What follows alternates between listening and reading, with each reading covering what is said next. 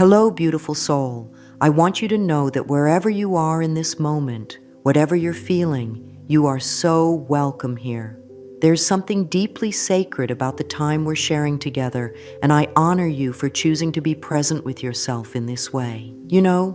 Throughout my years of working with people from all walks of life, I've noticed something profound. So many of us carry this invisible weight on our shoulders, the constant feeling that we need to explain ourselves, justify our choices, defend our decisions, and somehow prove that we're worthy of the space we occupy in this world. Perhaps you felt this too. That exhausting need to make everyone understand why you made a certain choice, why you feel a certain way, or why you can't do something someone expects of you. Maybe you find yourself over-explaining even the smallest decisions, why you chose that restaurant, why you're wearing that outfit, why you need to leave the gathering early. Or perhaps you've caught yourself complaining about the same situations over and over, hoping that somehow, if you just express your frustration enough times, something will magically change. If any of this feels familiar, I want you to breathe with me for a moment. Take a gentle breath in, and as you exhale, know that you're not alone in this pattern. This tendency to over-explain and complain isn't a character flaw. It's a learned behavior, and anything that's learned can be unlearned with patience and love. The truth is, you already possess everything you need to step into a more powerful, peaceful way of being. You already have within you the capacity to own your power in the quiet strength of your own knowing. Today, we're going to explore something that might feel revolutionary at first, but I promise you, it's as natural as breathing once you allow it to become part of who you are. We're going to talk about the incredible freedom that comes when you no longer feel compelled to explain every aspect of your life to others, and when you release the habit of complaining as your primary way of processing life's challenges. This isn't about becoming cold or disconnected from others. It's about discovering the profound strength that lives in your center, the part of you that knows your worth without needing external validation. You see, when we constantly explain and complain, we're essentially asking the outside world to validate our internal experience. We're saying, please tell me that my feelings are acceptable, that my choices make sense, that I'm a good person deserving of understanding. But what if I told you that the person whose approval matters most, yours, is already available to you? What if the understanding you're seeking from others is something you can give yourself right here, right now? The journey we're taking together isn't about cutting yourself off from meaningful communication or healthy expression of your needs. It's about learning to distinguish between communication that serves your highest good and habits that drain your precious life force energy. It's about discovering that your power doesn't come from convincing others of your worth. It comes from knowing your worth so deeply that you don't need others to confirm it for you. As we move through this time together, I encourage you to approach yourself with the same gentleness you would offer a dear friend who's learning something new. Change doesn't happen overnight, and that's perfectly okay. What matters is that you're here, you're open, and you're ready to explore a new way of being in the world. Your willingness to grow is already a beautiful act of self-love. Now let's explore what happens when we find ourselves caught in the cycle of constant explanation. When we feel compelled to justify every decision, every feeling, every choice we make, something profound occurs in our energy field. It's as if we're constantly leaking our life force through tiny holes, giving away our power bit by bit until we feel drained and depleted. This isn't something most of us are taught to recognize, but once you begin to see it, you'll wonder how you ever missed it. Think about how it feels in your body when you're in the middle of explaining yourself to someone who clearly doesn't understand or agree with your perspective. Notice how your chest might tighten, how your breathing might become shallow, how your heart rate might increase. Your body is giving you valuable information. It's telling you that this interaction is costing you something precious. Your nervous system is responding to the stress of trying to control someone else's perception of you, and this stress has real physical consequences. The truth is, when we over-explain, we're often operating from a place of fear rather than love. We're afraid that if people don't understand our motivations, they'll judge us, reject us, or think less of us. This fear drives us to share more and more details, to provide more and more context, hoping that the right explanation will finally bring the understanding we're craving. But here's what I've learned over the years. The people who are meant to understand you will understand you with very little explanation, and those who are determined to misunderstand you won't be swayed no matter how much you explain. When we constantly feel the need to explain ourselves, we're essentially training others to expect explanations from us. We're teaching them that our choices are open for debate, that our feelings need to be justified, that our boundaries are negotiable if they can just find the right argument.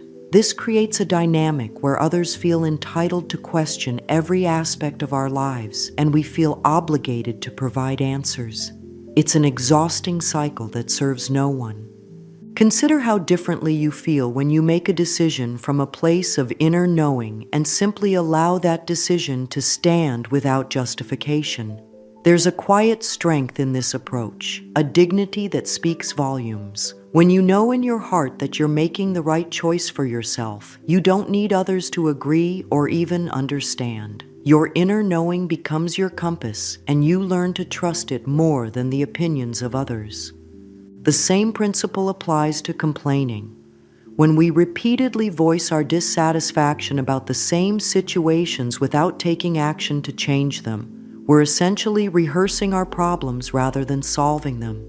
Each time we tell the story of what's wrong, we're energetically reinforcing the very circumstances we claim to want to change. We're keeping ourselves stuck in victim consciousness, focusing on what's being done to us rather than what we can do for ourselves. This doesn't mean you should never express concerns or seek support when you're facing challenges. There's a beautiful difference between sharing your experience for the purpose of healing, connection, or problem solving, and repeatedly complaining about the same issues as a way of avoiding responsibility for creating change. One feels expansive and leads to growth. The other feels contractive and keeps you spinning in circles. When you begin to notice how much energy you spend explaining and complaining, you might be surprised at just how much of your precious life force has been going toward these activities. All of that energy, all of that mental and emotional bandwidth becomes available for creating the life you actually want when you learn to redirect it toward more constructive purposes. To understand why we develop these patterns of over-explaining and complaining, we need to look gently at where these behaviors began. For most of us, the roots go back to our earliest experiences of trying to navigate relationships and get our needs met. As children, we learned that explaining ourselves was often necessary for survival. We needed adults to understand why we were crying, why we were afraid, why we needed help. This was healthy and appropriate behavior for a child who was genuinely dependent on others for care and safety. The challenge arises when we carry these childhood strategies into our adult lives without examining whether they still serve us. Many of us grew up in environments where our feelings, choices, and experiences were regularly questioned or dismissed. We learned that in order to be heard or respected, we needed to provide compelling evidence for why our inner experience was valid. We developed the belief that our worth was conditional on our ability to make a convincing case for ourselves. If you grew up in a household where emotions were seen as inconvenient or where your perspective was regularly invalidated, you might have learned to over-explain as a way of trying to earn the right to feel what you feel. Perhaps you noticed that when you provided enough context, enough reasons, enough justification, you were more likely to receive the understanding or compassion you needed. This created a neural pathway that says safety comes through explanation. Similarly, if complaining was modeled for you as a primary way of processing life's challenges, you might have unconsciously adopted this as your default response to difficulty. Perhaps you grew up hearing adults repeatedly voice their dissatisfaction about work, relationships, or circumstances without taking action to create change. This can teach us that complaining is a normal, even expected way of dealing with problems. These patterns are also deeply connected to our relationship with approval and validation. When we didn't receive unconditional love and acceptance as children, we often develop a hypervigilance around other people's opinions of us. We become approval-seeking machines, constantly scanning our environment for signs of acceptance or rejection.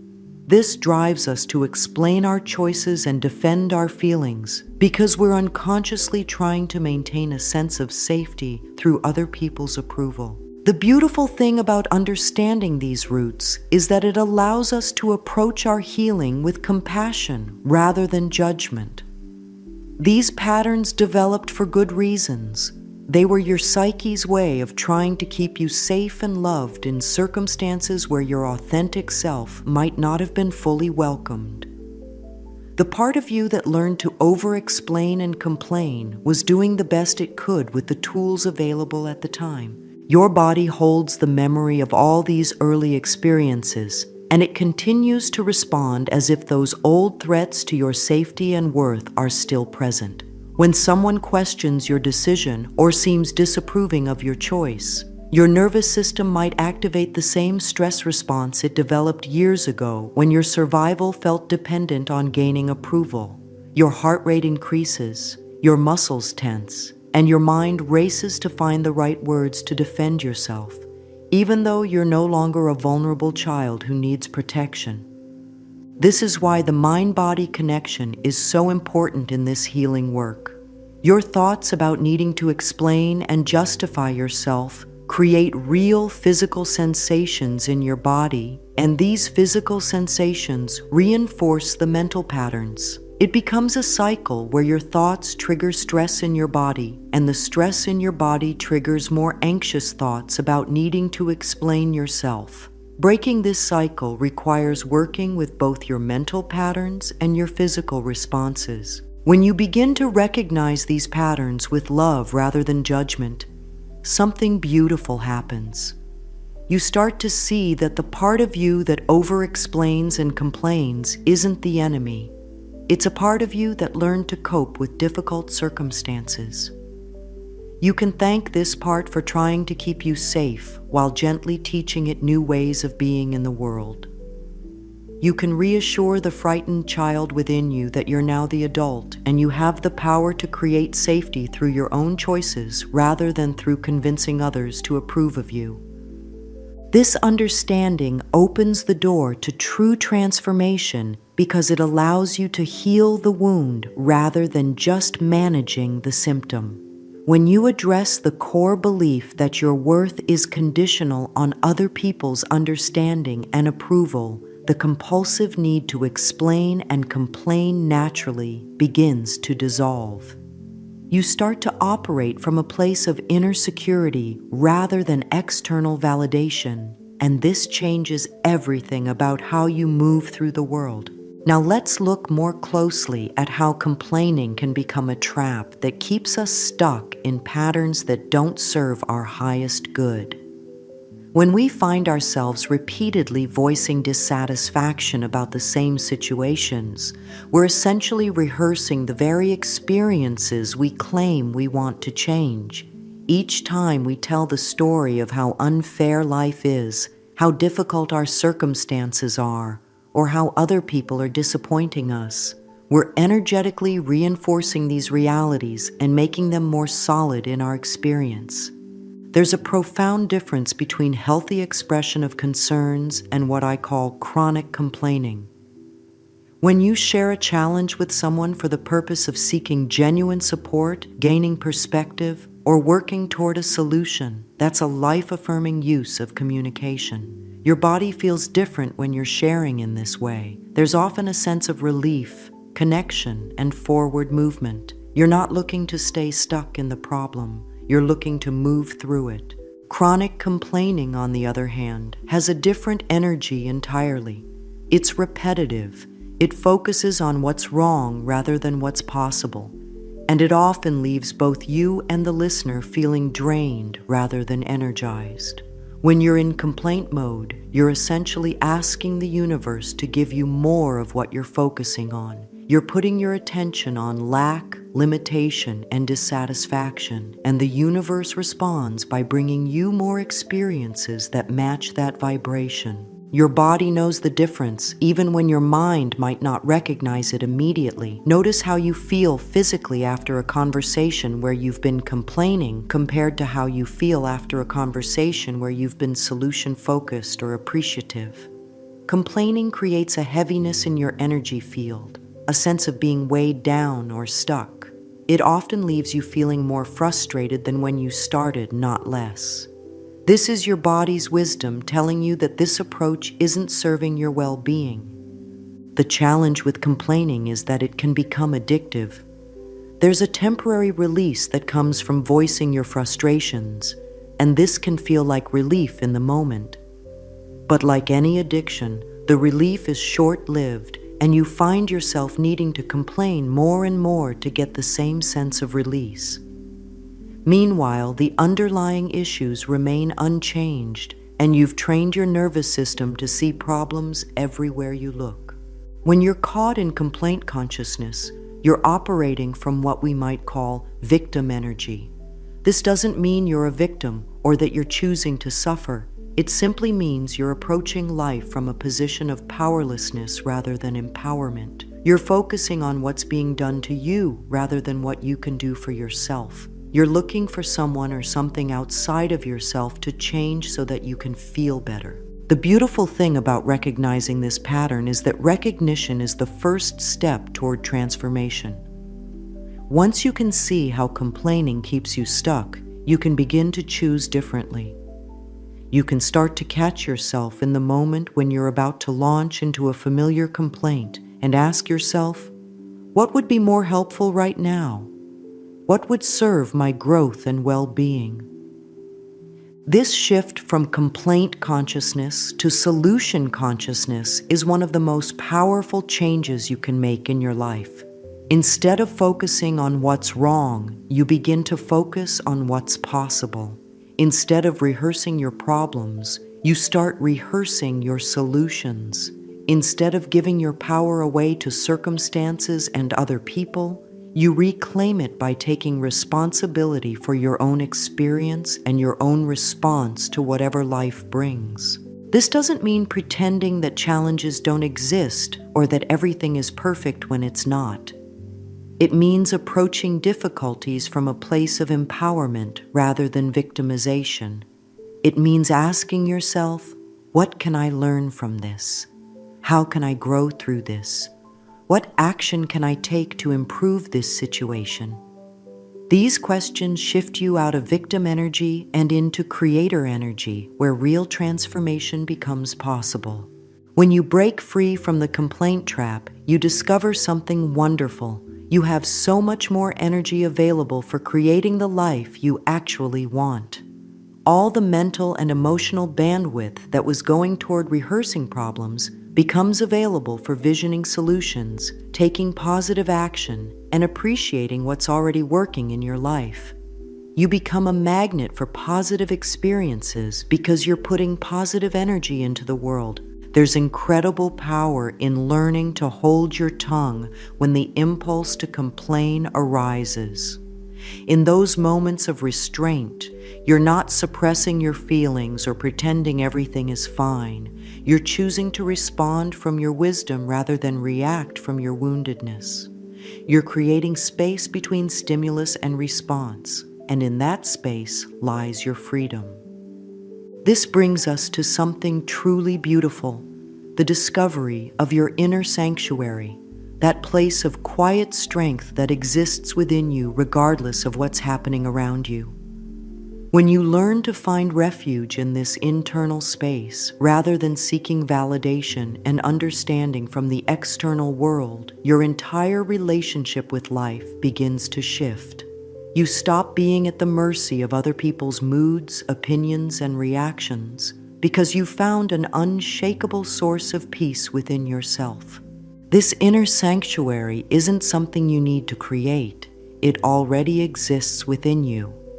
It's the part of you that remains calm even when chaos surrounds you, the part that knows your worth even when others question it, the part that stays connected to love even when fear is loud. Learning to access this space regularly is one of the greatest gifts you can give yourself. When you operate from this centered place, silence becomes your ally rather than something to be feared. You no longer feel compelled to fill every pause in conversation with explanation or justification. You can sit comfortably with not having to defend every choice you make. You can allow others to have their opinions about your life without feeling responsible for changing their minds. This kind of peaceful restraint isn't passive, it's profoundly powerful. In this inner sanctuary, you discover that you don't need everyone to understand you in order to feel secure. You don't need everyone to agree with your choices in order to feel confident about them. You don't need constant external validation in order to know your own worth. This realization is incredibly liberating because it means your peace and self-worth are no longer dependent on factors outside your control. The energy you preserve through this practice of internal refuge is remarkable. When you're not constantly leaking life force through explanation and complaint, when you're not giving your power away through seeking approval, you have access to a reservoir of strength and clarity that might surprise you. This energy becomes available for creative pursuits, meaningful relationships, and positive action in the world. Your silence, when it comes from this centered place, speaks volumes. It communicates self-respect, inner confidence, and emotional maturity. People around you begin to sense that you're not someone who can be easily manipulated or drawn into drama. They start to treat you with more respect because you're treating yourself with more respect. Your peaceful presence becomes a gift to others, showing them what's possible when someone lives from their center rather than their wounds.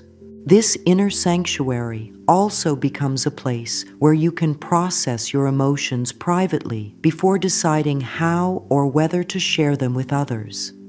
Instead of immediately externalizing every feeling through explanation or complaint, you can take time to sit with your experience, understand what it's trying to teach you, and then choose how to respond from a place of wisdom rather than reactivity.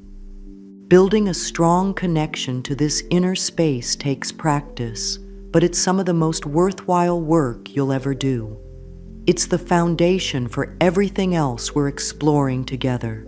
The ability to own your power, to communicate from strength rather than desperation, and to move through life with grace even when things don't go according to plan. Learning to discern when to speak and when to remain silent is truly an art form, one that deepens with practice and self-awareness. This isn't about becoming someone who never expresses themselves or who avoids difficult conversations. It's about developing the wisdom to know when your words will serve the highest good and when silence will be more powerful. The key lies in understanding the difference between responding and reacting. When you react, you're being driven by emotion, often from old wounds or triggered patterns. Your words come from a place of defense, fear, or the need to prove something. When you respond, you're coming from a centered place where you've paused long enough to connect with your wisdom before speaking.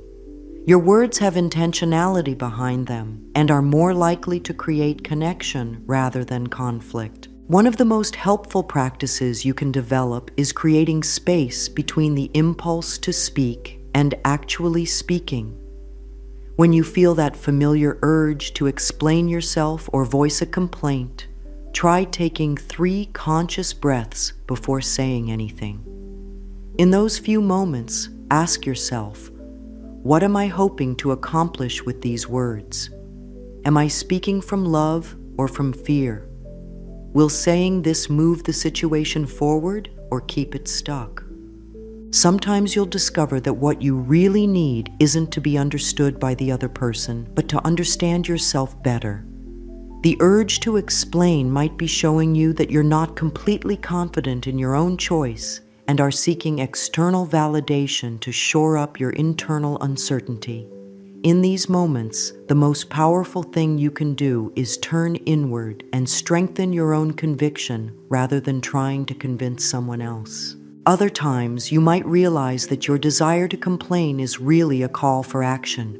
Instead of voicing your dissatisfaction for the 100th time, you might recognize that it's time to either take steps to change the situation or accept it fully and find peace with what is. Complaining keeps you stuck in the middle ground where you're neither changing nor accepting, and this middle ground is where suffering lives.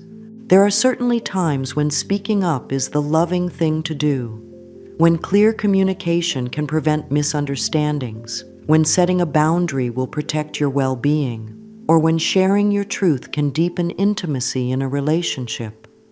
The difference is that when you speak from this centered place, your words carry a different quality.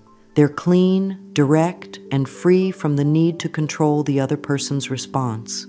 When you do choose to communicate about something challenging, you can do so from a place of personal responsibility rather than blame.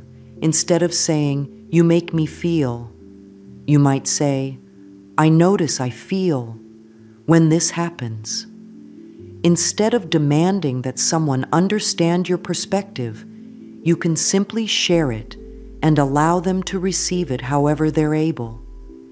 This approach maintains your dignity and power while still honoring your need for expression. The pause before speaking also gives you the opportunity to check in with your motivation. Are you about to speak because you genuinely believe it will be helpful? Or are you speaking from ego, from the need to be right, or from old patterns of seeking approval? There's no judgment here, just gentle awareness that helps you make more conscious choices. As you practice this discernment, you'll start to notice that many of the things you once felt compelled to explain simply don't need explanation. Your no can stand alone without a list of reasons. Your life choices can exist without justification to people who aren't living your life. Your emotions can be honored without needing to convince others that they're valid. This practice becomes especially powerful in relationships where old patterns of over-explanation have been established. When you begin responding differently, when you stop taking the bait to defend yourself, or when you choose not to engage in familiar complaint sessions, the dynamic begins to shift. Some people might initially resist this change because they're used to a different version of you, but those who truly care about your well-being will ultimately respect your growth. The art of knowing when to speak and when to stay silent also includes learning to trust your intuition about timing.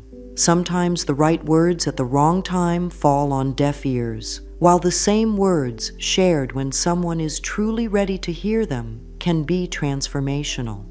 Developing sensitivity to these nuances is part of becoming a more conscious communicator. Remember, every time you choose conscious response over automatic reaction, you're rewiring your nervous system.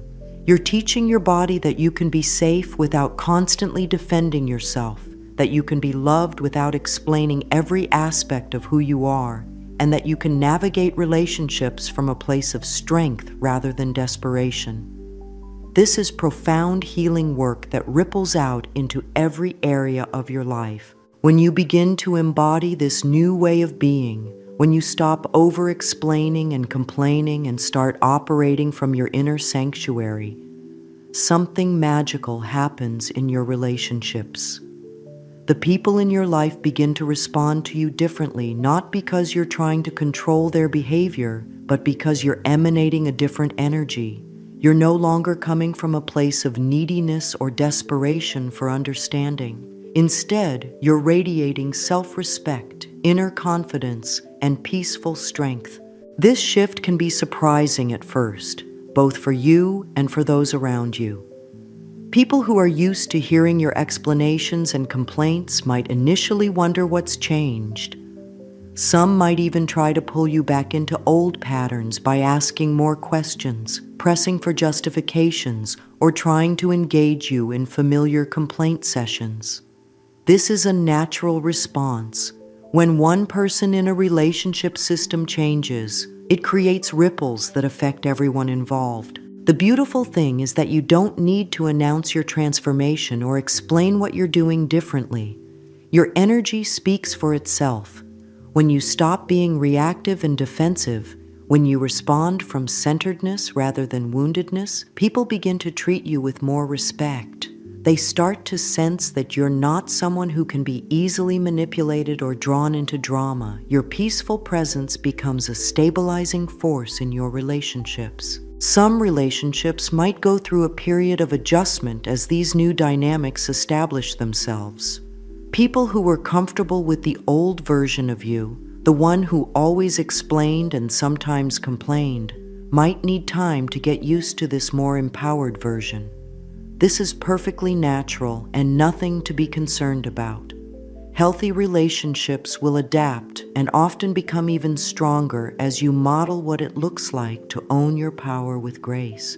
You might discover that certain relationships were built on unhealthy dynamics. Perhaps someone in your life was used to having power over you through making you feel like you constantly needed to justify yourself.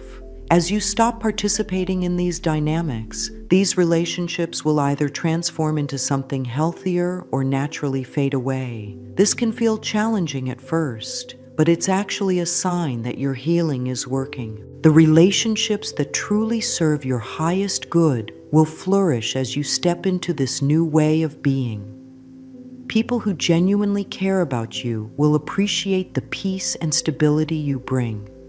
They'll enjoy being around someone who isn't constantly seeking validation or venting about the same problems over and over.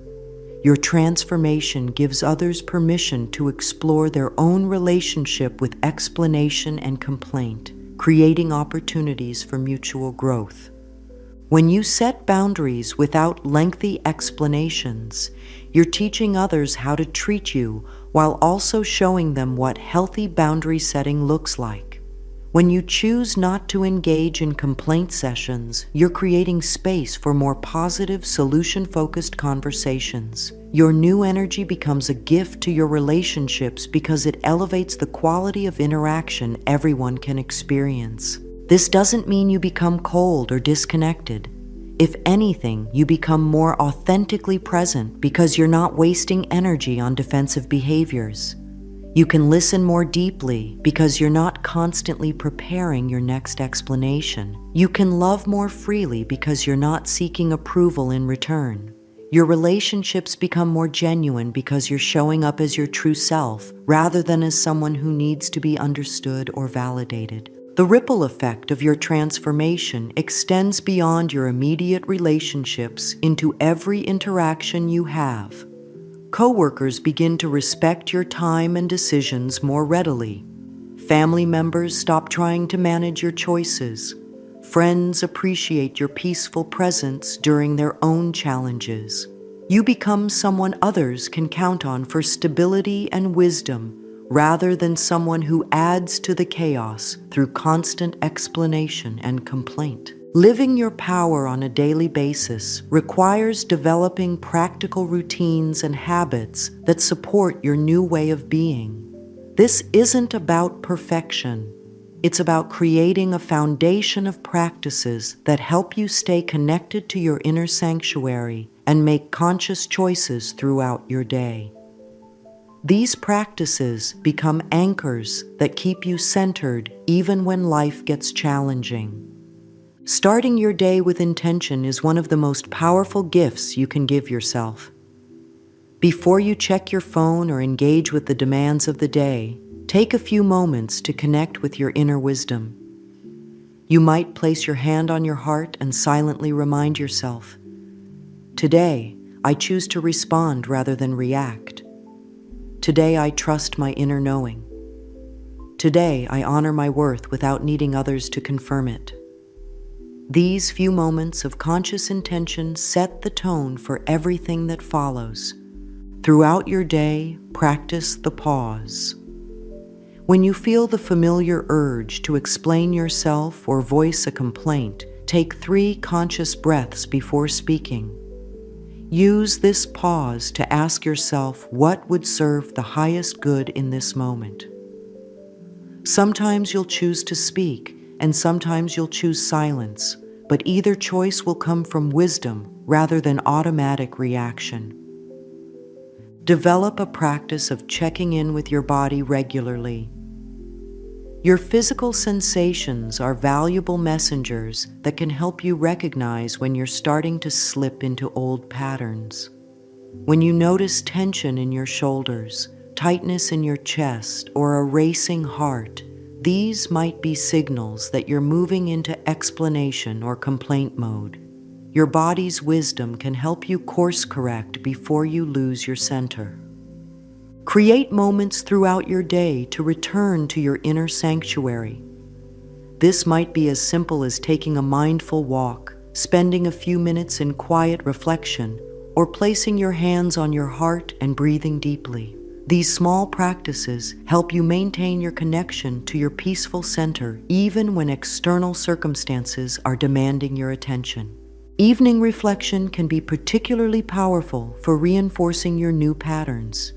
Before sleep, you might gently review your day and acknowledge the moments when you chose conscious response over automatic reaction. Celebrate the times you stayed centered when you might have previously become defensive. Notice the instances when you chose not to complain and instead looked for solutions or acceptance. This positive reinforcement helps your nervous system recognize and strengthen these new neural pathways. Keep a simple journal where you can privately process emotions and experiences before deciding whether to share them with others. This practice helps you distinguish between feelings that need external expression and those that simply need internal acknowledgement. Writing can be a powerful way to release emotional energy without needing to explain yourself to anyone else. Develop mantras or gentle reminders that you can use when you feel triggered. These might be phrases like, "I trust my inner knowing," "My worth is not dependent on others' understanding," or "I choose peace over the need to be right." Having these ready helps you shift your energy quickly when old patterns try to resurface. Remember that this is a practice, not a performance.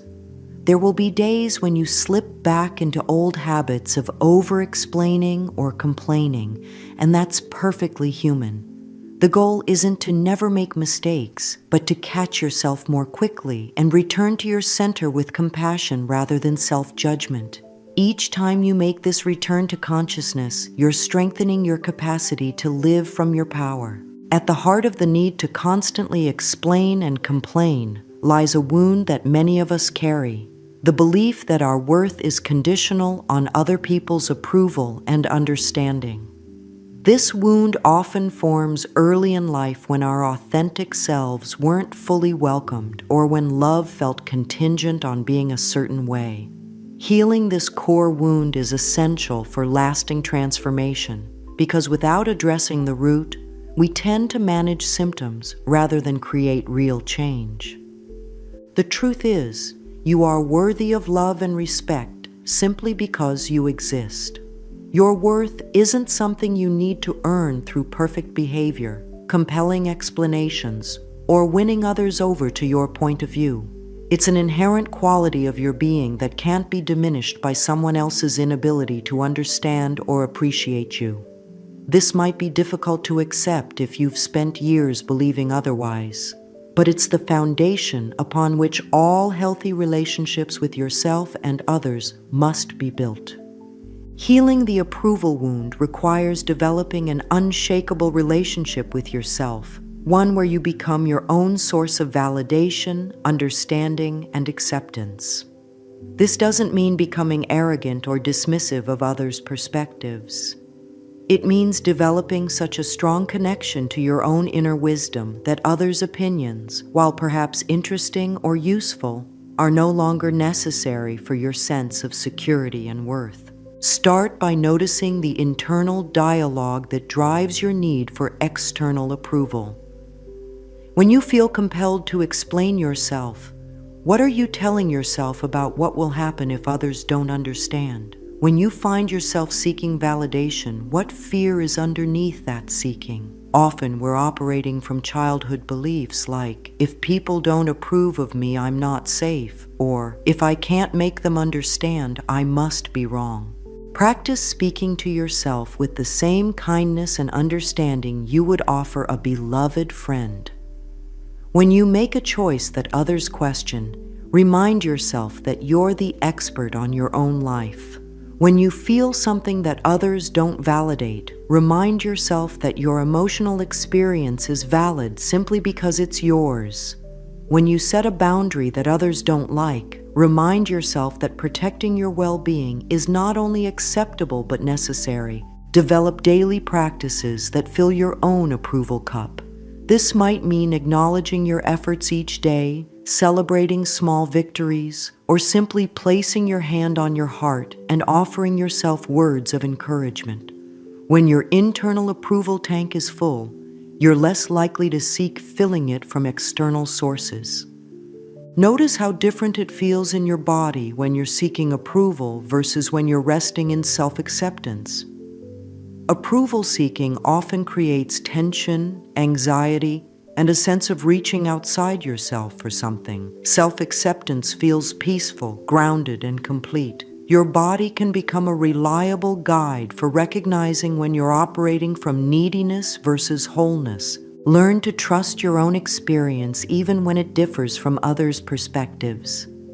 You are the only person who lives inside your skin, who knows the full context of your life, who understands your unique circumstances and needs.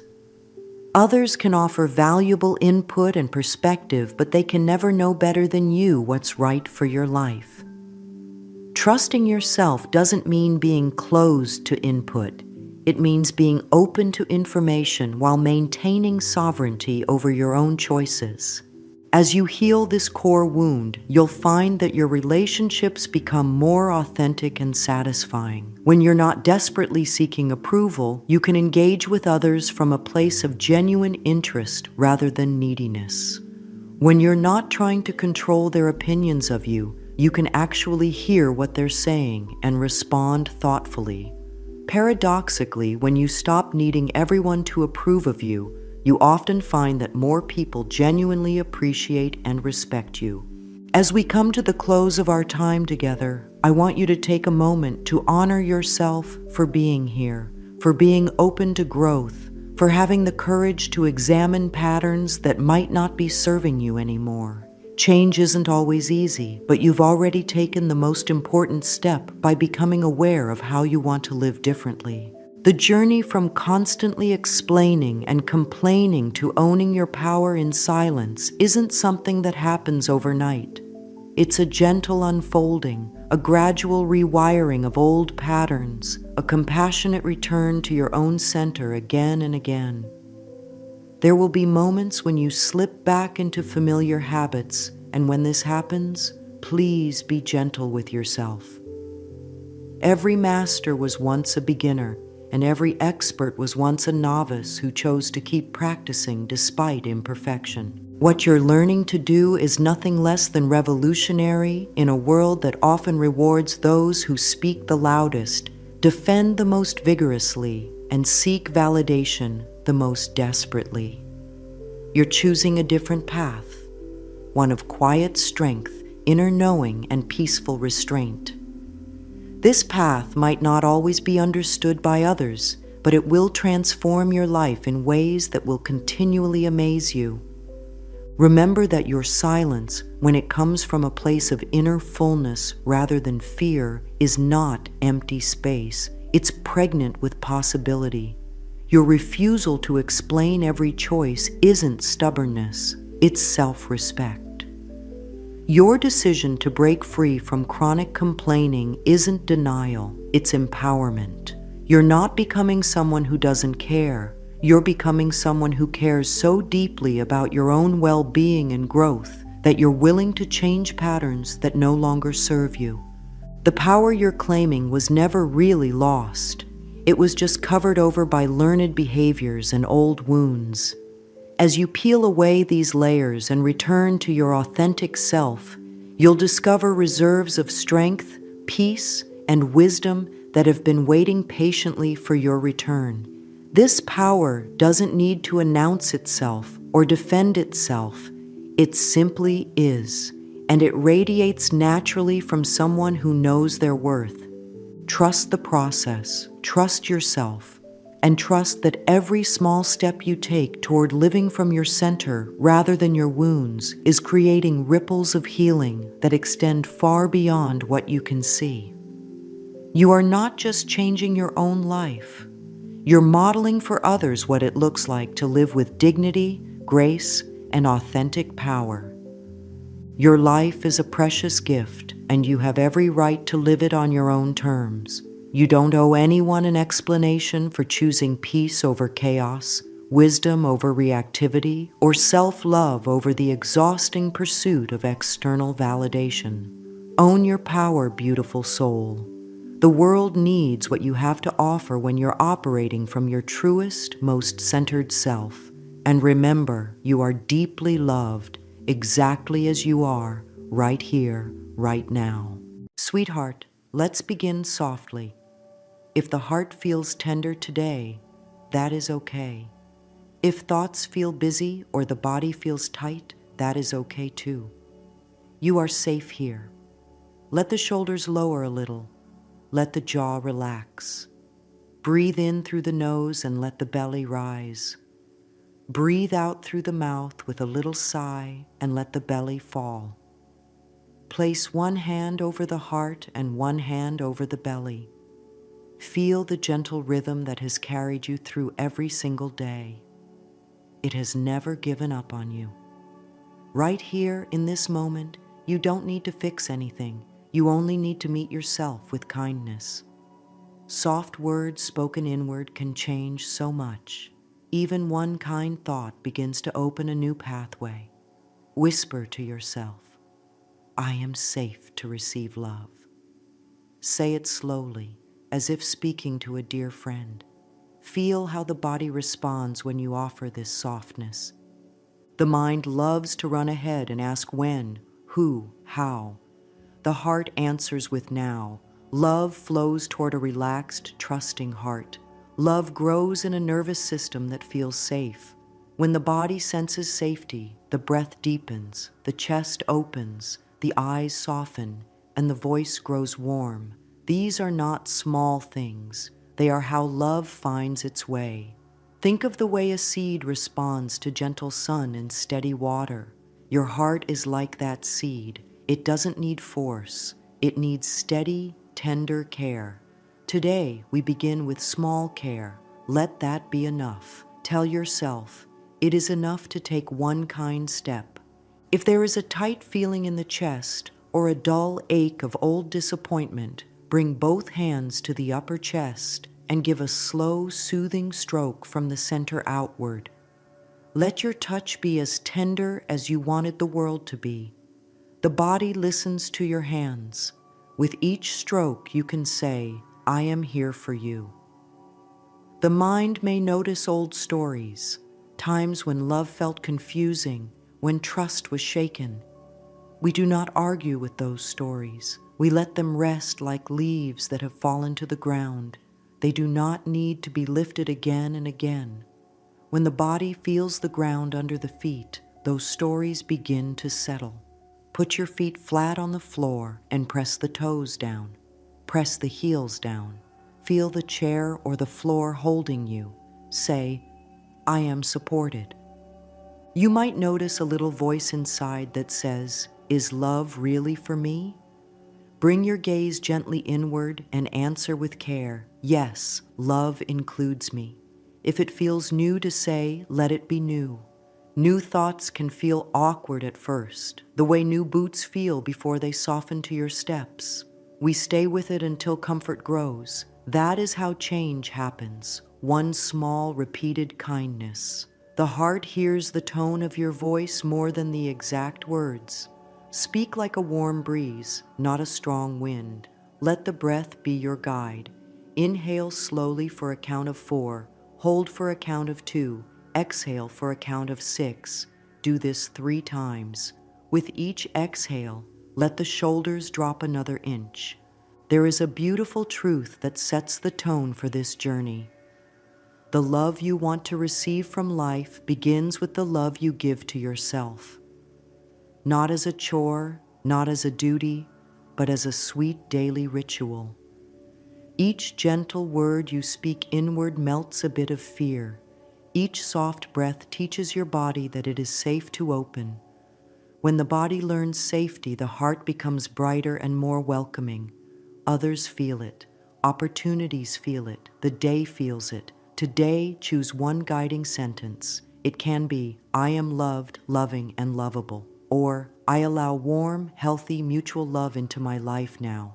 Say it once morning and night. No pressure, no rush, just a kind practice.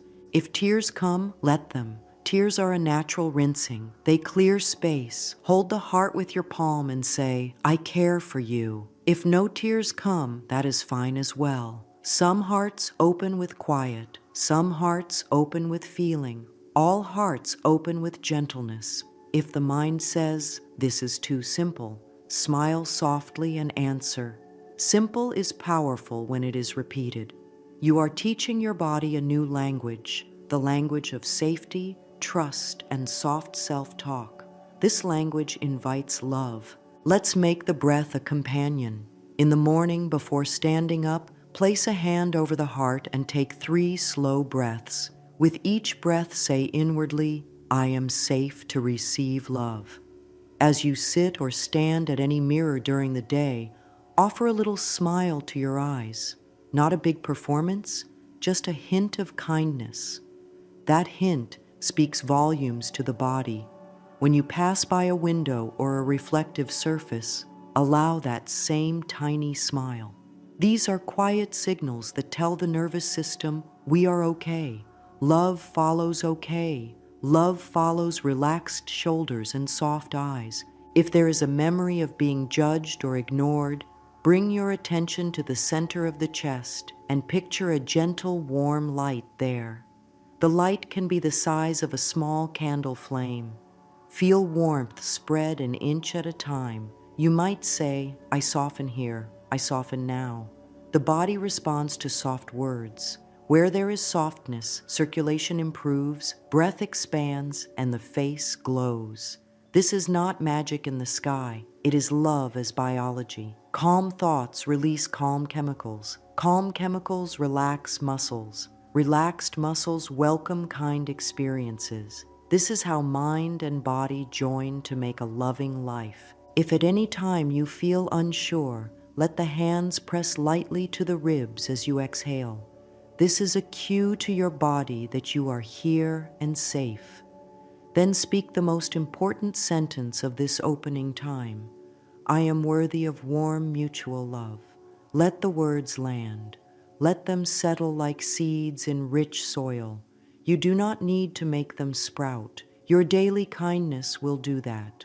For today, the work is simply to breathe, to soften, and to say the sentence that brings peace to your heart. Now we explore why the mirror is such a loving helper. A mirror is not only glass and reflection, it is a bridge between the inside and the outside. When you stand before it and look into your own eyes, you meet the person who hears every thought you think. The body listens to your thoughts. Muscles tighten or loosen based on the tone of your inner voice. The breath becomes short or deep. The face carries tension or ease. All of this changes how you move through the day. and the day responds to your way of being. This is why mirror work is so powerful. It lets you correct the tone at the source.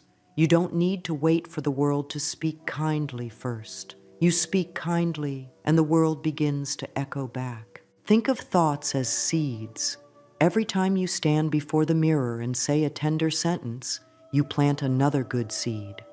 Feelings are like the warm sun that helps that seed grow.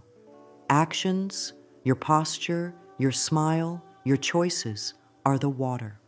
When the mind, feelings, and actions line up, growth becomes steady. Mirror work lines them up. You see yourself, you speak to yourself, you feel the words, you stand in a new posture, and you water the seed with repetition. The body loves repetition. It learns through rhythm. When the inner voice has been harsh in the past, facing the mirror may feel strange. That is natural. If it feels hard to look into your eyes for long, begin with a few seconds. Let your gaze be soft. You can even begin by looking at the space between your eyebrows or at the tip of your nose, then return to the eyes for a moment. Say one simple line, like, "I am learning to love myself." That word learning is gentle and true. It removes pressure. The body relaxes when you remove pressure, and a relaxed body welcomes new ideas. Notice how thoughts change your body in real time. Say to yourself in a flat, tight tone, "No one cares," and feel what happens to your chest and breath. Then say, "I am cared for," in a soft, sincere tone, and feel the shift. The shoulders lower, the belly loosens, the throat opens. This is the mind-body connection at work. When you practice mirror work with a loving tone, you train your nervous system to stay open. An open system sends out signals of safety and kindness. Others read those signals, often without knowing it. Warm eyes invite warm eyes. Calm voices invite calm voices. This is not a trick. It is how we are wired to respond to safety. Another loving part of mirror work is accountability without harshness. The mirror shows you when the face is tight or the breath is stuck, and it welcomes you to soften right then. You do not need to wait for a perfect time. 2 minutes is enough. If the inner critic speaks up, reply in a calm, steady way. "Thank you. I am choosing kind words now." Then speak an affirmation that fits your moment. Here are a few that help many hearts. I am loved, loving, and lovable. I allow warm, healthy, mutual love into my life now. It is safe to open my heart. I treat myself with gentle care. Say them as if you are teaching a child to feel safe, slow and sincere. Your posture is part of the message you send to life. When you stand in front of the mirror, let your feet be hip-width apart and press them into the ground. Let the knees be soft. Let the tailbone drop a little. Feel the back of the neck lengthen. This simple alignment tells your whole system, we are steady. When you feel steady, your body produces a calmer rhythm. That calm rhythm shows in your walk, your face, your voice. Love flows more easily towards steady places because there is room for it to land. You are making room. As you keep practicing, watch for small signs that show your inner tone is changing. You may hear yourself speak more softly to your own heart after a mistake. You may choose foods that feel kind to your body. You may walk a little slower, take a deeper breath, or smile during a task. These are not small details. They are the loving signals of a new inner climate. In this climate, love grows well. The mirror helps you set the weather each day. The mirror also helps with truth. If there is a belief that says, "I must earn love," you can meet that belief at the mirror and offer a truer line, "Love is my birthright." You might not feel it fully at first. That is okay. You say it, you breathe, you feel the ground under your feet, and you let your body try on this new line the way you try on a soft sweater. With each try, it fits a bit better. After days and weeks, you notice that you choose kinder partners, kinder friends, kinder words. The inner message has shifted, and the outer world follows. To make the mirror your friend, speak to it daily in small doses. Morning and evening are perfect. The morning sets the tone, the evening closes the day with peace. Keep your lines simple and warm. Keep your breath gentle. Let your eyes meet with tenderness. There is no need to analyze every feeling. We offer care, we breathe, we practice. This steady practice becomes a loving habit, and loving habits shape loving lives. Now let's ready your space so that your practice feels inviting. Your mirror can be large or small.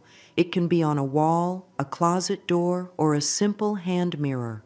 What matters is that it feels welcoming. Begin by giving the mirror a gentle cleaning.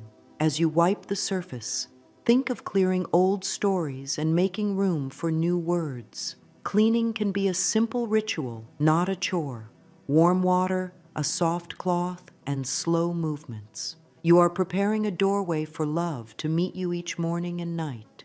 Next, look at the area around the mirror. If there are many items crowding the space, remove a few.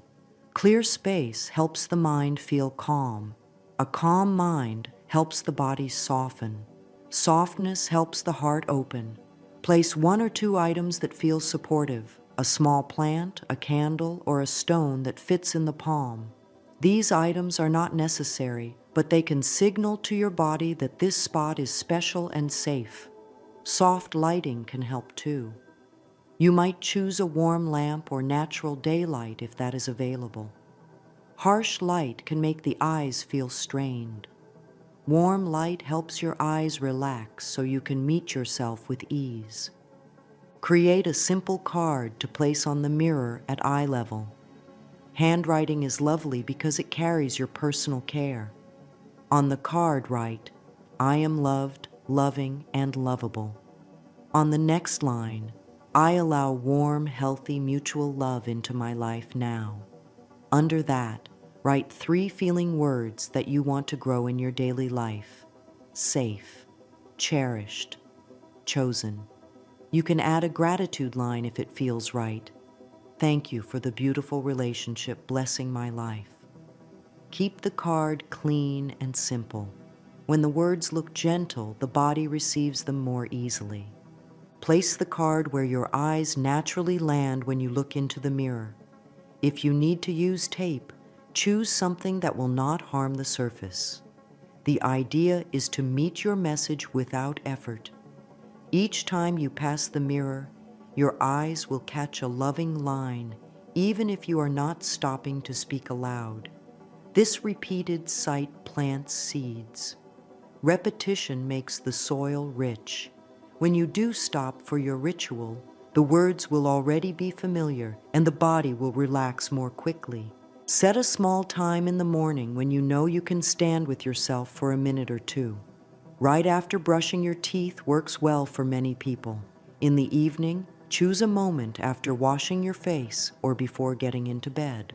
The timing becomes a cue. When I do this routine, I speak to my heart. You don't need a clock.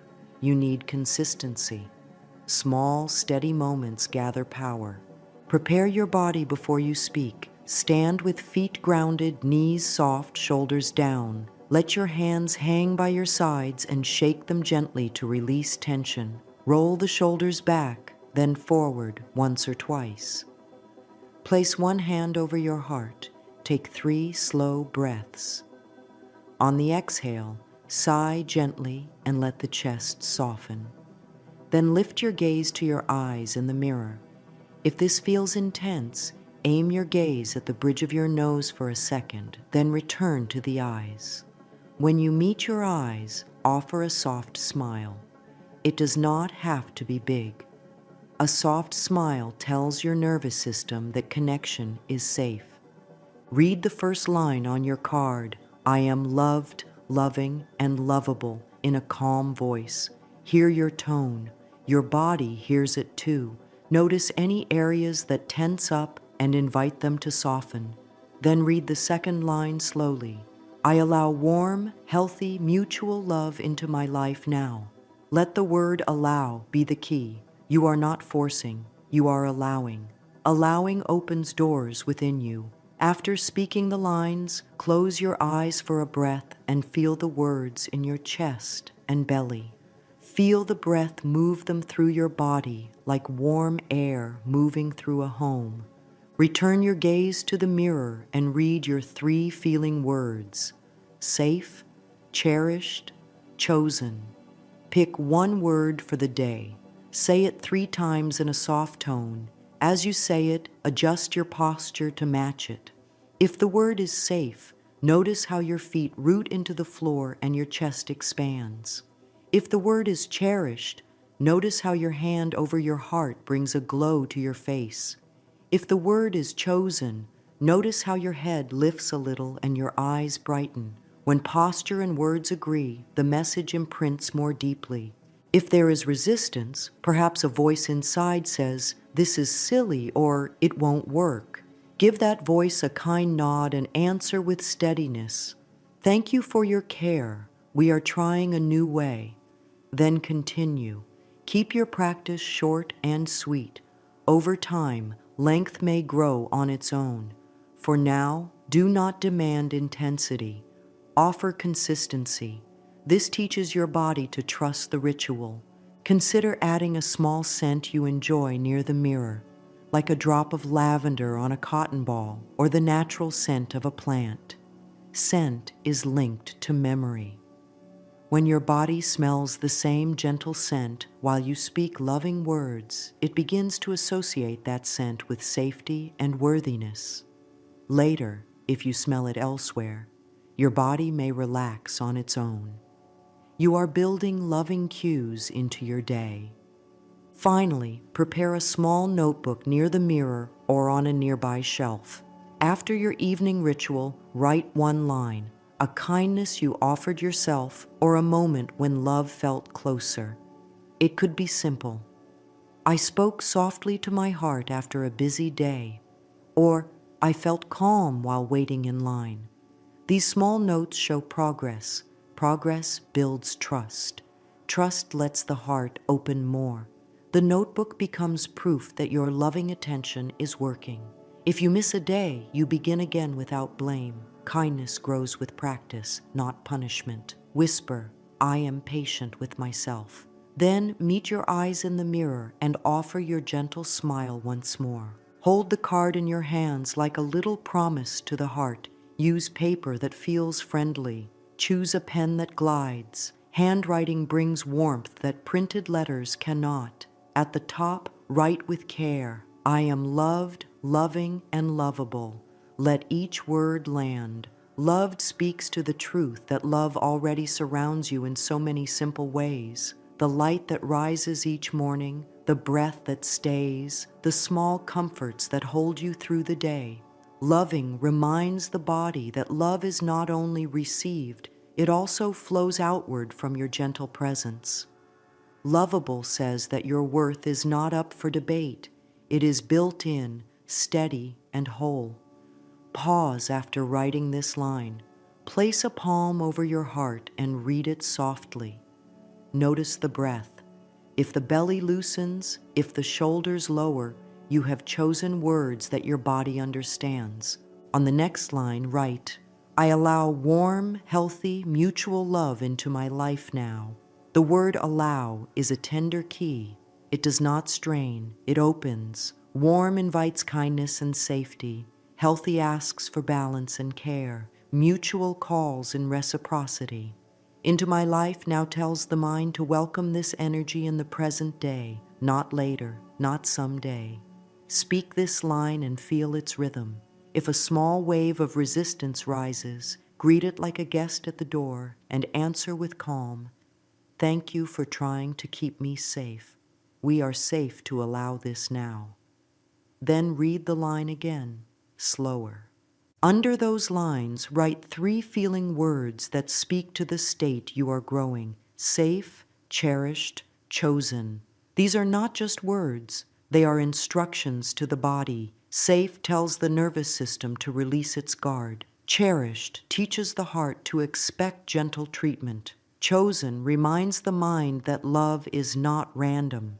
It is a conscious meeting of two open hearts. If different feeling words call to you, write them. Some hearts want respected or valued. Some hearts want joyful or peaceful. The only rule is that your body should soften when you read them. You may add one gratitude line at the bottom. Thank you for the beautiful relationship blessing my life. The thank you is a way of standing in the doorway of the life you are building and appreciating it in advance. Gratitude changes posture. The chest rises, the breath deepens, the face turns toward light. All of this shifts your signal to the world. Your signal becomes welcoming, steady, and kind. As you write, keep your shoulders relaxed and your jaw loose. If the hand tightens, shake the fingers and smile. Speak to yourself in a gentle tone. I am creating a loving message. This card is not a test. It is a companion. If the words feel too strong on a certain day, soften them slightly. I am learning that I am loved, loving, and lovable. Or, I am willing to allow warm, healthy, mutual love into my life now. Willing is a beautiful bridge. Willing invites progress without pressure. As your heart opens, you can retire the bridge words and return to the original lines. Place the card at eye level on the mirror so your gaze meets the message without effort. If you have more than one mirror, make extra copies by hand. The act of rewriting is itself a practice. Each stroke affirms your intent. Keep the card clean. If it becomes wrinkled or faded, create a fresh one. Renewal tells your body that this love is alive and growing. Some days you might feel drawn to decorate the edge with a simple border or a small symbol that means safety to you. Little touches signal care. Care signals worthiness. Worthiness invites love.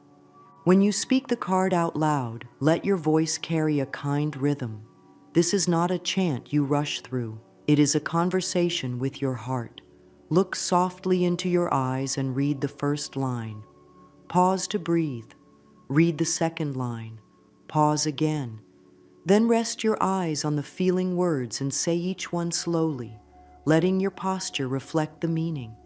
On safe, feel your feet rooted. On cherished, feel your hand warming the heart. On chosen, lift the crown of the head a little higher. These simple cues help the message travel from thought to tissue, from idea to presence. If the mind raises old doubts while you read, answer them with a steady phrase. Kind repetition grows truth. Keep going. You are not trying to erase the past in one breath. You are teaching your body a new daily language. Over time, that language becomes your way of being. You will notice it in small shifts, how your shoulders rest, how your eyes shine, how your choices align with your value. The card is a seed packet. You plant one seed with each reading. Seeds do not rush. They respond to patience, warmth, and water. Your breath is the warmth. Your daily voice is the water. Your willingness is the soil. You may keep a second pocket-sized version of the card to carry through the day. When you pause for tea or sit in a quiet space, take it out, rest your hand on your heart, and read it once. The body loves these gentle check-ins. They keep the system regulated and teach the mind to return to kindness. If a day is busy, even a silent glance at the card on your mirror as you pass by will plant a little seed. Tiny acts count. Tiny acts gather. Tiny acts change lives. Now let the morning hold you with ease and direction. Mornings set the tone, and tone sets outcomes. When the alarm rings or the eyes open, stay in bed for one extra breath. Place a hand over the heart and whisper, "Good morning, my love." This is not performance. It is nourishment. Sit up slowly. Place both feet on the floor and feel the ground. Roll the shoulders. Lift the chest a little. Inhale through the nose for a count of 4. Pause for 2. Exhale through the mouth for a count of 6. Do this 3 times.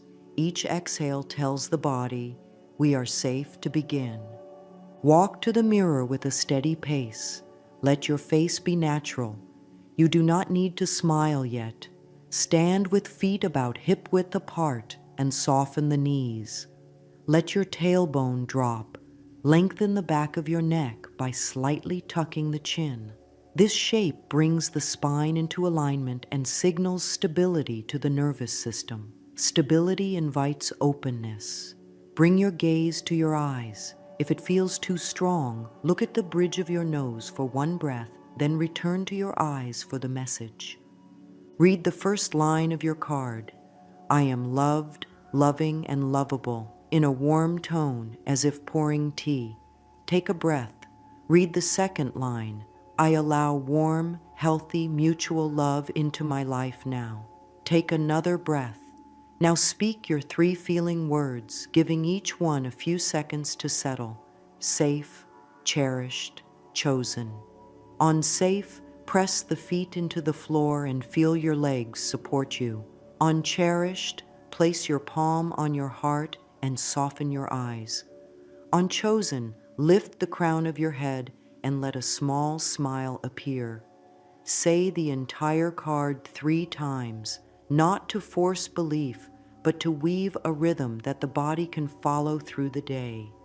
After the 3rd reading, close your eyes and see your day as a gentle path you walk with ease. Let your breath move as if greeting each hour with kindness.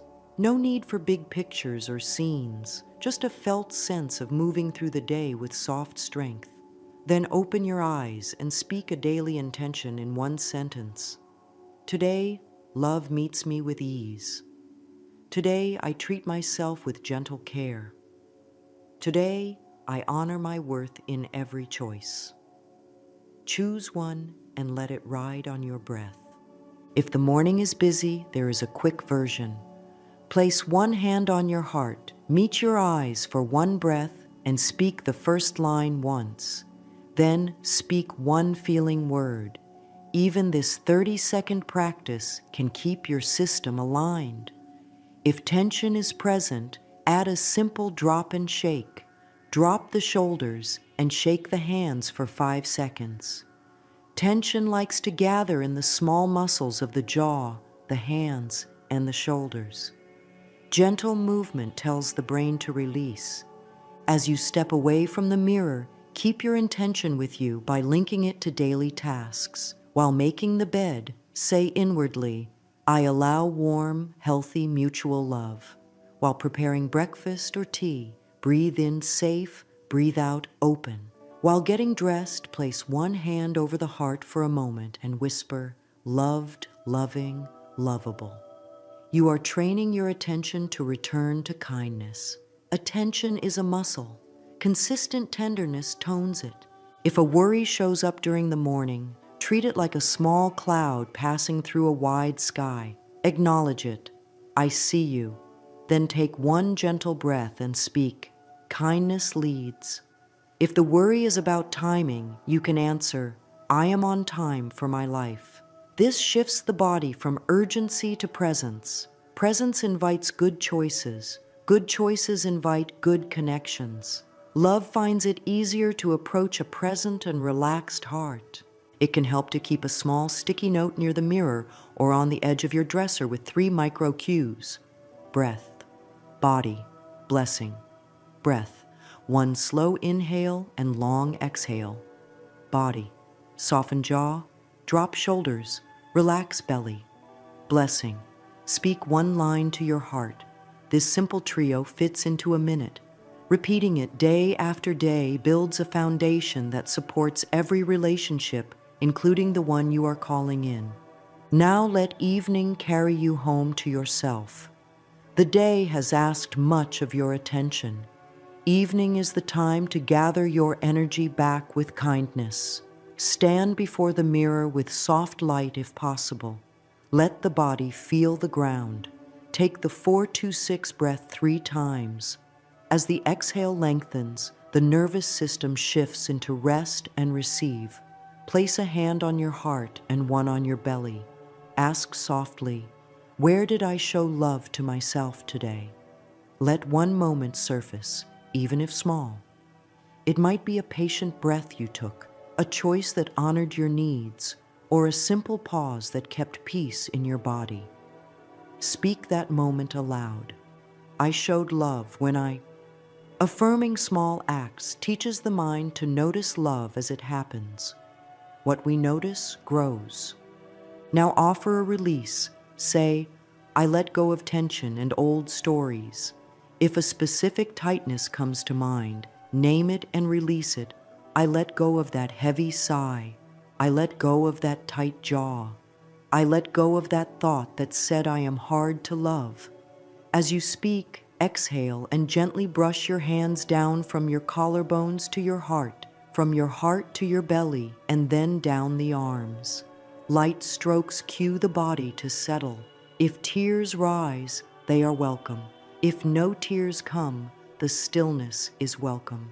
This ritual meets you as you are. Read your card once, slowly, like a lullaby to your heart. I am loved, loving, and lovable. Pause. I allow warm, healthy, mutual love into my life now. Pause. Safe, cherished, chosen. Let each word sink in. The evening is not the time for force. It is the time for receiving. After reading, rest your eyes on your reflection and offer a gentle smile. If speaking feels tiring, you can whisper or read silently, moving your lips softly. The body still hears the message through your tone and your posture. Give a brief, loving review of the day without harshness. If there was a moment when you felt off-center, hold it with care. Say, I am kind to myself as I learn. Offer a simple repair to your heart. Next time, I will pause and breathe. Repair changes the future by teaching the body what to do when old habits try to return. You do not need to replay events. You need only to plant one new response in your nervous system. Pause, breathe, choose kindness. Invite forgiveness to wash through the body. Forgiveness is not about saying anything was right. It is about refusing to carry heavy stones into tomorrow. Place both hands on your heart and say, I forgive myself for being human today. I forgive the day for not going as planned. I forgive any tight thoughts that tried to protect me. Feel the weight lower from your shoulders. Feel the breath ease. Forgiveness makes space. Love enters the space. Offer gratitude for one small gift. It could be light on a wall, the taste of water, a moment of silence, or a message that made you smile. Speak it. Gratitude tells your body, we are supported. Supported bodies sleep better. Rested bodies welcome love with more ease. If sleep has felt restless, add a tiny bedtime ritual. Cup your hands around your face and say, thank you, body, for all you did today. Then place those warm hands over your heart and whisper, it is safe to rest. I am open to loving guidance in the night. Some hearts like to place the pocket version of the card under the pillow or on the nightstand. The sight of it before the eyes close sets the tone for the inner voice to stay kind through the night. Close the evening ritual by meeting your eyes once more. Say, I am proud of my gentle progress. This line matters. Progress sometimes hides in quiet shifts, and this sentence brings it into the light. If you are keeping a simple notebook, write one line, a kindness you showed yourself, or a moment that hints that love is coming closer. The notebook is not a test. It is a trail of soft footprints that show where you have walked. If the day stirred longing, speak to that longing with tenderness. Dear longing, I hear you. I am showing up for you each day. Longing relaxes when it is heard. Relaxed longing does not push, it attracts. You do not need to know how or when love will arrive. Your task is to keep your heart soft, your body safe, your words kind, and your actions aligned with worthiness.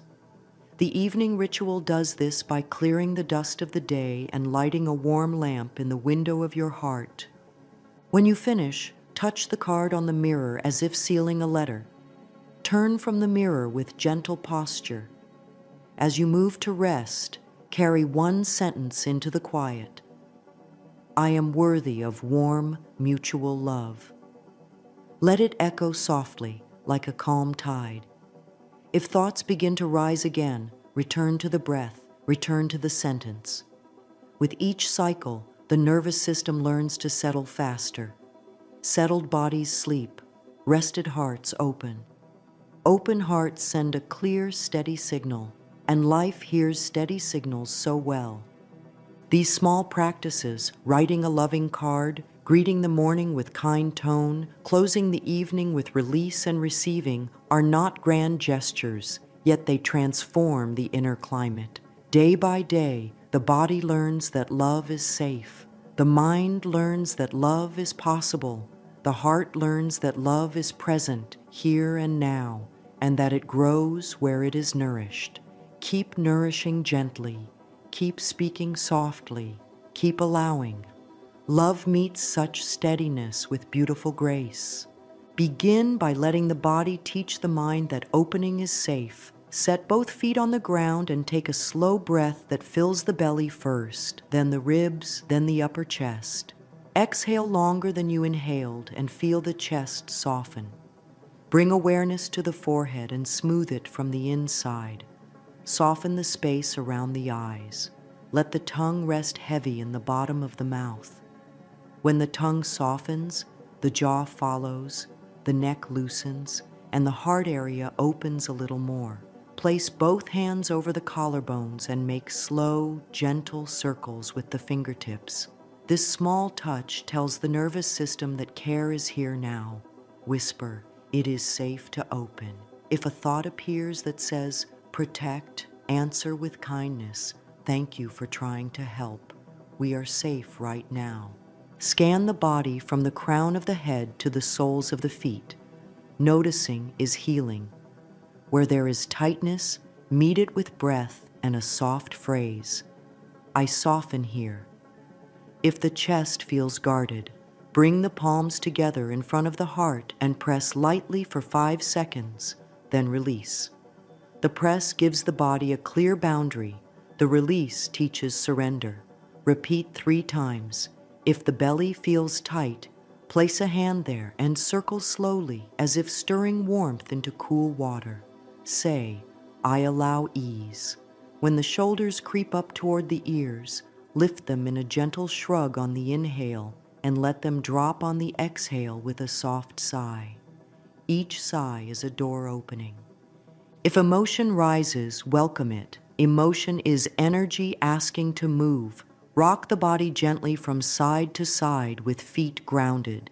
This rocking tells the inner child that comfort is present. A soft hum can also help, letting the chest vibrate like a friendly purr. Humming lengthens the exhale and massages the vagal pathway, which soothes the heart and quiets the mind. This is love as physiology, kind breath, kind touch, kind sound. Now invite the mind to put words to the heart's experience with simple journaling. Open a page and date it. Keep the prompts clear and short so the hand can flow and the body can stay relaxed. Begin with, today my heart feels, and let one sentence arrive. No judgment, no story required.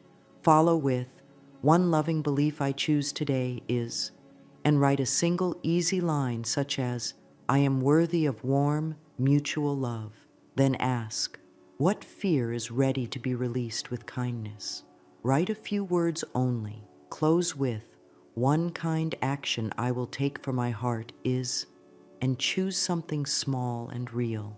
The goal is not a perfect journal, but a gentle conversation that strengthens trust. For deeper clearing, practice a 3-part release on paper. First, write the old message that still tugs on the heart, for example, I must earn love.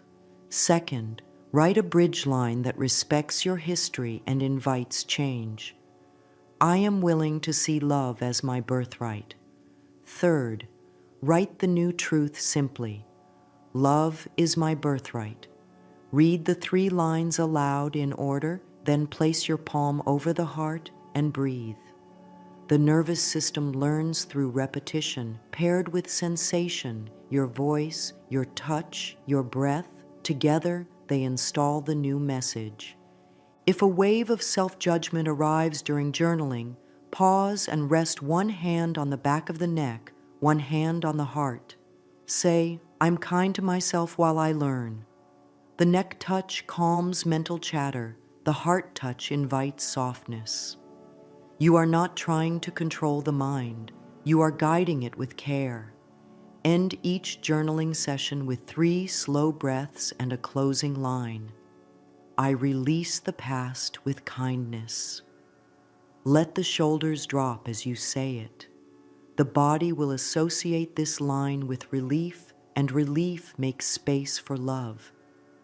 Bring gentle body work into short, daily moments. While standing at the mirror, sweep the hands down the arms from shoulders to wrists, then down the front of the torso with light pressure. Think of it as brushing dust from a beloved book. Old layers fall away. The story becomes easy to read. Add a simple ear massage. Rub the outer ridges between thumb and finger from top to bottom. This small act settles the whole system. Affirm softly, I listen to what my heart needs. Over days, these gestures become an inner language. The body begins to speak back with calm, warmth, and steadiness. Now let actions carry your message outward so life can meet you halfway. Start with a single square foot of space and bring it into loving order.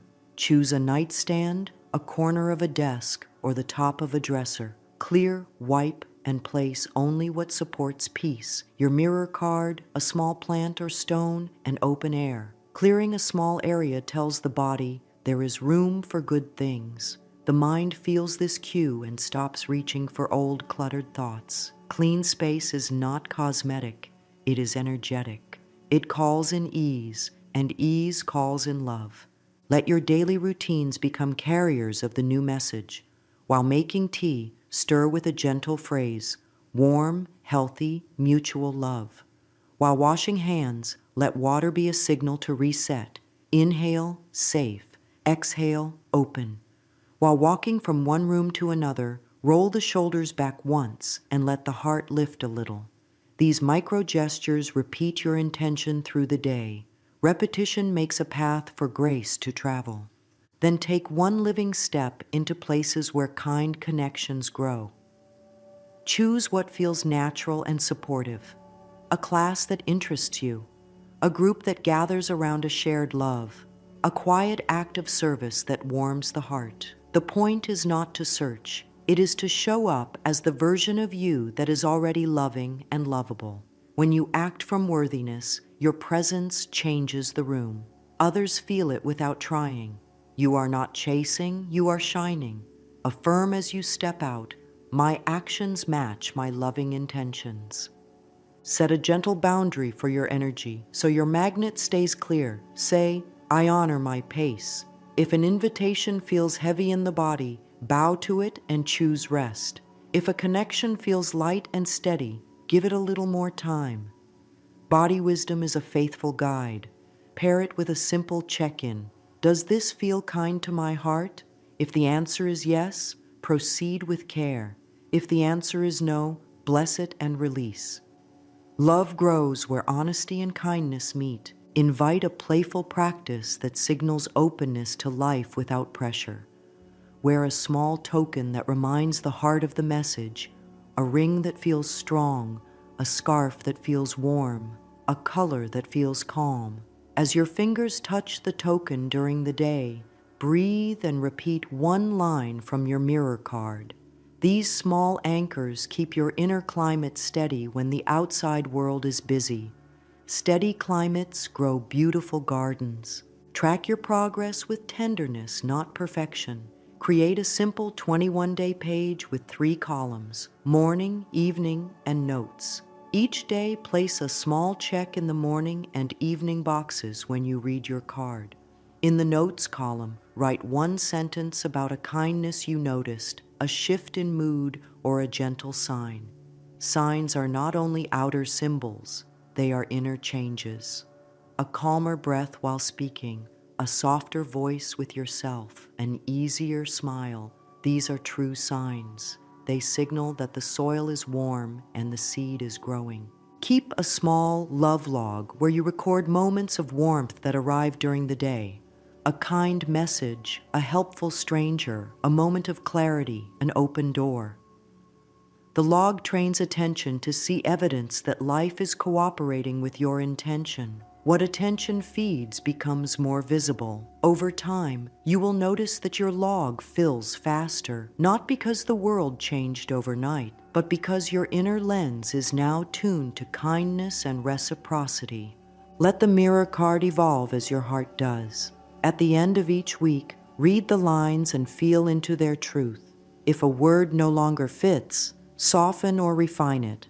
Perhaps "I am willing to allow" becomes "I allow."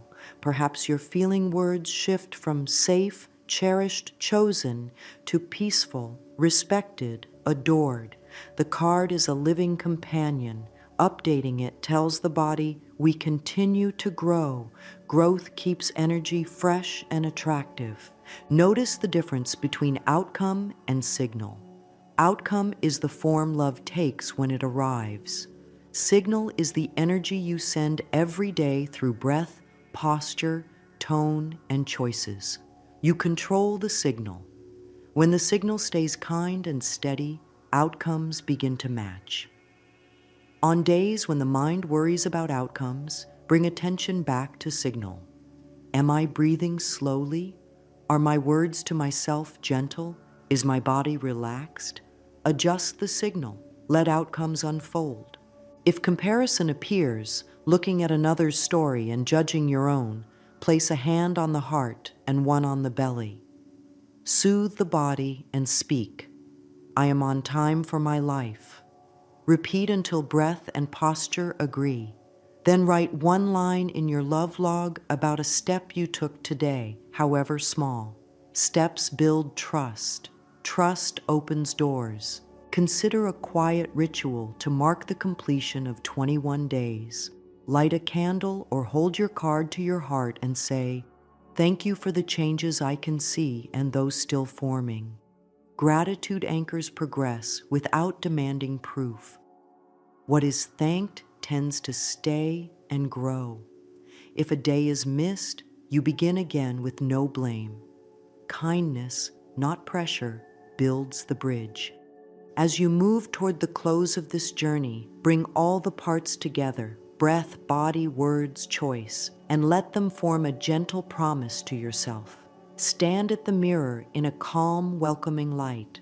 Ground your feet and soften the knees. Place a hand on your heart.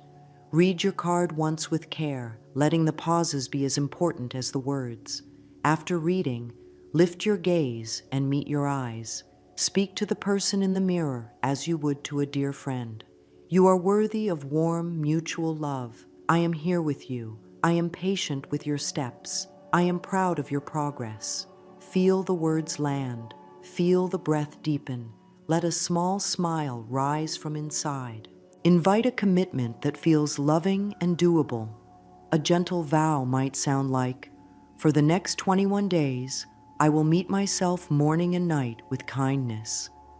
Keep the wording simple so the body relaxes as you say it. The power of this vow is not in trying harder, it is in showing up steadily. Steadiness calms fear. Calm hearts receive more goodness. Whisper, "I keep my promises to myself."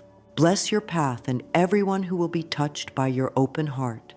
When one heart softens, the circle widens. Family, friends, strangers, and future partners all feel the ripples of your care. Place both hands over the heart. Breathe slowly and let these lines flow through you 3 times at a natural pace. I am loved, loving, and lovable. I allow warm, healthy, mutual love into my life now. I am safe, cherished, and chosen. Between each round, pause long enough to feel warmth spread through the chest. The pause is part of the blessing. If doubt visits as you close, meet it with a soft gaze and a steady voice. Doubt can visit, love stays. Then guide your attention back to what you can do in this moment. One breath, one kind line, one relaxed shoulder. This is the path. Simple, repeatable, honest. The heart learns through this rhythm. Life listens and responds. Now, as a gentle final word, let the whole journey gather into a calm glow inside the chest. You have created a place of safety in the body. You have given the mind new words to carry. You have cleared small spaces in your day for love to enter. You have practiced the morning welcome and the evening release. You have tended to tender places with breath, touch, and honest writing. You have taken small living steps where kind connection can meet you. You have learned to see progress in quiet ways and to trust the timing of your life. This is a beautiful foundation. Welcome, dear one. Take a soft breath and let your shoulders lower a little.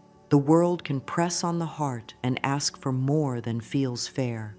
Nights can arrive with a long list of thoughts, and the body can hold tension it never asked for. This space is for easing that weight. This time is for turning the bed into a gentle sanctuary, a place where peace is invited, where calm is allowed, and where blessings are welcomed like warm light. Right now, kindness is the only plan. Place one hand over the heart and the other on the belly. Feel the movement of breath.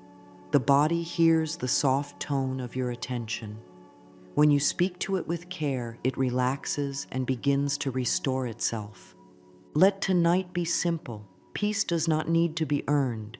It is your natural home. Let the mind slow down the way a river slows near a quiet shore. Thoughts can keep moving in the distance while the inner room grows still. Whisper to yourself, I am safe. Peace is close to me. If that feels new, repeat it softly and allow the words to settle. The nervous system responds to tone and rhythm. A friendly rhythm tells it to rest. A gentle tone tells it to trust. There is nothing to prove here. Your worth does not depend on being busy. Your body already knows how to heal and reset when it feels safe. Sleep is one of life's most tender gifts. Inside that gift, the mind sorts through the day and lets go of what is not needed. The body repairs what needs care. This process begins the moment you give yourself permission to slow down. Notice your jaw and let it loosen. Notice your forehead and let it smooth. Let the breath move in through the nose for a slow count of 4. Hold for 2 and out for a slow count of 6. Repeat this 3 times. Calm arrives step by small step. You are allowed to start again each evening. Let the bed be more than a place to fall asleep from exhaustion. Let it hold the energy of kindness. Let it be a soft altar to well-being, a place where stress has no duty to perform. Whisper, tonight I welcome ease. Tonight I welcome gentle good. I release what is heavy and keep what is true. Words like these teach the mind a new pattern. Repetition is loving training. It is not force, it is friendship. If the day felt crowded, do not push the feelings away. Place them down with care. You might say, I can lay this thought beside me while I rest. You might add, I can choose one kind thought to carry into sleep. Kind thoughts nourish the body. They support the heart. They lighten the mood in the morning. Do this for 3 breaths, then 3 more. You are creating a small, steady path that leads to peace. There is a reason this matters. The time just before sleep imprints deeply. The mind takes in the final tone of the day and carries it into the night. If the tone is harsh, the body braces. If the tone is kind, the body loosens and restores. Let your final tone be gentle. Let it be friendly. Try, as I rest, life restores me, or good comes to me even as I sleep, or I am open to quiet support. Now bring attention to the heart with a small, relaxed smile, not a forced smile, just a hint of ease. This tiny shift releases soft waves of relief. Think of a small comfort that is within reach, a warm cup, a clean pillowcase, a safe roof. Name one blessing from today, no matter how small. The smallest blessing opens a door for a larger one. Speak it softly, and the body listens. The body trusts what is kind. Allow the room to feel like a nest built just for your rest. You do not need perfect silence or perfect darkness to feel cared for. You only need a gentle plan. We will create a simple ritual that will live under the bed. It will hold your gratitude, your intentions, and your release for the night. It will not be heavy or complex. It will be light, friendly, and clear. With this small act, you tell your heart, I support you. With this small act, you tell your nervous system, it is time to let go. With this small act, you tell life, I am ready to receive what is good. If there is worry that keeps circling, let the breath meet it. Breathe in with a count of 4, hold for 2, out for 6. Feel the belly soften. If a thought tries to argue, let it float by like a cloud that does not need a story. You can greet it with, thank you for trying to protect me. We can rest now. The mind understands tenderness. It eases when it knows it will be met with patience. Offer a few simple affirmations and let them settle like soft blankets. I am safe in this bed. I welcome blessings while I sleep. My body knows how to heal. Peace stays with me tonight. I wake with clarity and gentle energy. Repeat the one that feels most true. Say it 3 times. The number is less important than the feeling of sincerity. Let the words feel warm in the chest. Let the body agree. Tonight is a fresh doorway. You are not asking the night to fix your life. You are inviting the night to hold you while your life organizes itself with grace. Rest is not idle. Rest is wise. Rest speaks to the cells and says, renew. Rest speaks to the heart and says, soften. Rest speaks to the mind and says, set down what is not yours. Trust this gentle path. Trust the way small, loving steps reshape the inner world and open the outer world to meet you in kind ways. Let the breath settle into a soft, natural rhythm. The bed receives you kindly. The night is on your side. Your words carry a new tone. Your body hears it. Your life hears it. Blessings are welcome here. The sleep space is a living field. It holds the energy of what is brought into it, and it returns that energy through the night and into the morning. When the bed is set with stress, the body tightens. When the bed is set with care, the body unwinds. This is the mind-body link in gentle form. Thoughts create feelings. Feelings send signals to the body. The body answers with tension or ease. When simple, kind thoughts lead the way, the body learns safety again, and sleep becomes more restful and more nourishing. Think of your bed as a garden. The hours before sleep are the soft soil. The thoughts and feelings you place there are seeds. Some seeds grow weeds of worry. Some seeds grow quiet confidence. You have the power to choose which seeds you plant. This is not about being perfect. It is about being loving with yourself. A loving choice made most nights will change the garden you wake to. A loving choice made tonight will help the morning meet you with grace. The space around the bed also speaks to the body. Clutter says, hold on to everything. A clear space says, release is safe.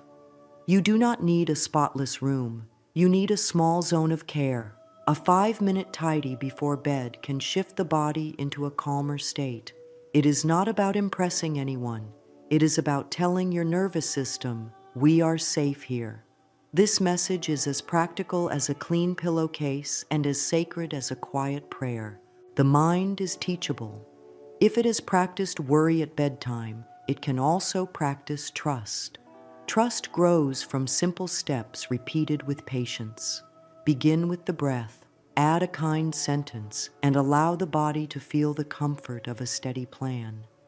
The plan we are building is very simple: a tiny evening ritual, a small envelope under the bed, a minute of breath, a few lines of gratitude and intention. These steps train the mind to expect goodness. The body then follows with ease. When you prepare to sleep, give your attention to 3 gentle questions. First, what helped today? Let it be small and real. Perhaps the warmth of sunlight on your face. Perhaps a kind word you offered to yourself. Perhaps the way you kept going through a hard moment. Second, what am I ready to welcome? Be clear and kind. Say, I am ready to welcome calm, or I am ready to welcome wise guidance, or I am ready to welcome flow in my work. Third, what can rest here tonight? Let the bed hold the worry while you sleep. You are not ignoring it. You are letting it rest so it harms no one. When these questions are answered, even in a few lines, the body hears a new story. The story says, I am supported. I am capable of change. I am meeting myself with care. This is how the mind-body connection becomes a friend. Hormones shift, the breath steadies, muscles let go, the heart rate settles into a calmer rhythm. The morning then arrives with lighter thoughts and clearer choices because the night was a teacher of peace. Let this be your gentle practice before sleep. Place both hands over the heart and speak a soft affirmation that suits the night. A few options. I am safe and my needs matter. Blessings meet me in rest and in waking. Peace is my natural state. My body receives calm. My mind receives clarity. Speak one sentence 3 times, slowly. Feel the words land. The voice inside is your guide. It does not need to be loud. It needs to be kind. If the mind resists and says, this is too simple, offer it a new thought. Simple and steady wins the night. The body does not need complexity to heal. It needs consistent love. Consistency across days creates a signal that the nervous system can trust. Small steps hold great power because they are repeatable even on hard days. A loving habit, practiced most nights, becomes a path that the mind can find even in the dark. Consider a brief journal by the bedside. Keep a small pen and paper within reach. Before closing the eyes, write 3 lines: gratitude, intention, release. That is all. Gratitude might be warm food. Intention might be clarity for tomorrow's next step. Release might be set down this worry about the unknown. Keep it plain. Let the paper carry it into the night. This is the heart of a sacred sleep space. It invites, it orders, it blesses. The bed itself can become a symbol of acceptance. As you lie down, whisper, I allow rest to help me, or I allow life to support me in sleep. Acceptance does not mean giving up. It means letting the body do what it knows how to do: rebalance, repair, renew. When the inner tone is gentle, the body does its job well. You give it the signal, it answers with healing. If you wake in the night, offer the body the same care. One hand over the heart. Breathe for a slow count of 4 in, hold for 2, out for 6. Think one grateful thought. Say one soft affirmation. Then let the muscles soften, starting at the forehead, moving down to the jaw, the neck, shoulders, arms, chest, belly, hips, legs, and feet. Trust that you have already planted good seeds. The garden is still growing, even if you step out for a moment. Let the sleep space be simple, warm, and forgiving. Let it hold a quiet ritual that does not demand perfection. The body will learn the way back to peace because peace is built into you. You are training your attention to return home. You are training your words to support you. You are training your breath to carry you into ease. This is the meaning of a sacred sleep space. a place where love guides the night so that life can meet you with blessings in the morning. Now let us make something clear and helpful that lives under the bed, a small blessing envelope. This is not a charm or a trick. It is a caring container for your gratitude, your intention, and your release. It tells the inner mind that a plan is in place. It tells the body that rest is safe. It tells life that you are open to good support. Keep it simple. Choose a small envelope or a little cloth pouch. Any color is fine. Make it clean and pleasant to touch. If you like, place a single smooth stone or a small lavender sachet beside it for gentle comfort. Simple is best. First, prepare the area around the bed with 5 minutes of care. Open a window for a moment if you can, or take a fresh breath at the door. Wipe the nightstand. Clear one small space for your journal and pen. This mini tidy is not about perfection. It is about sending a signal of calm order. The body responds to order with ease. Then sit on the bed and let the shoulders lower. Place the envelope on your lap. Place your hand over your heart. Now write the first page for your blessing envelope. On one side, write a gratitude list of 3 to 10 items. Keep them honest and simple. A clean pillow. A kind word I spoke to myself.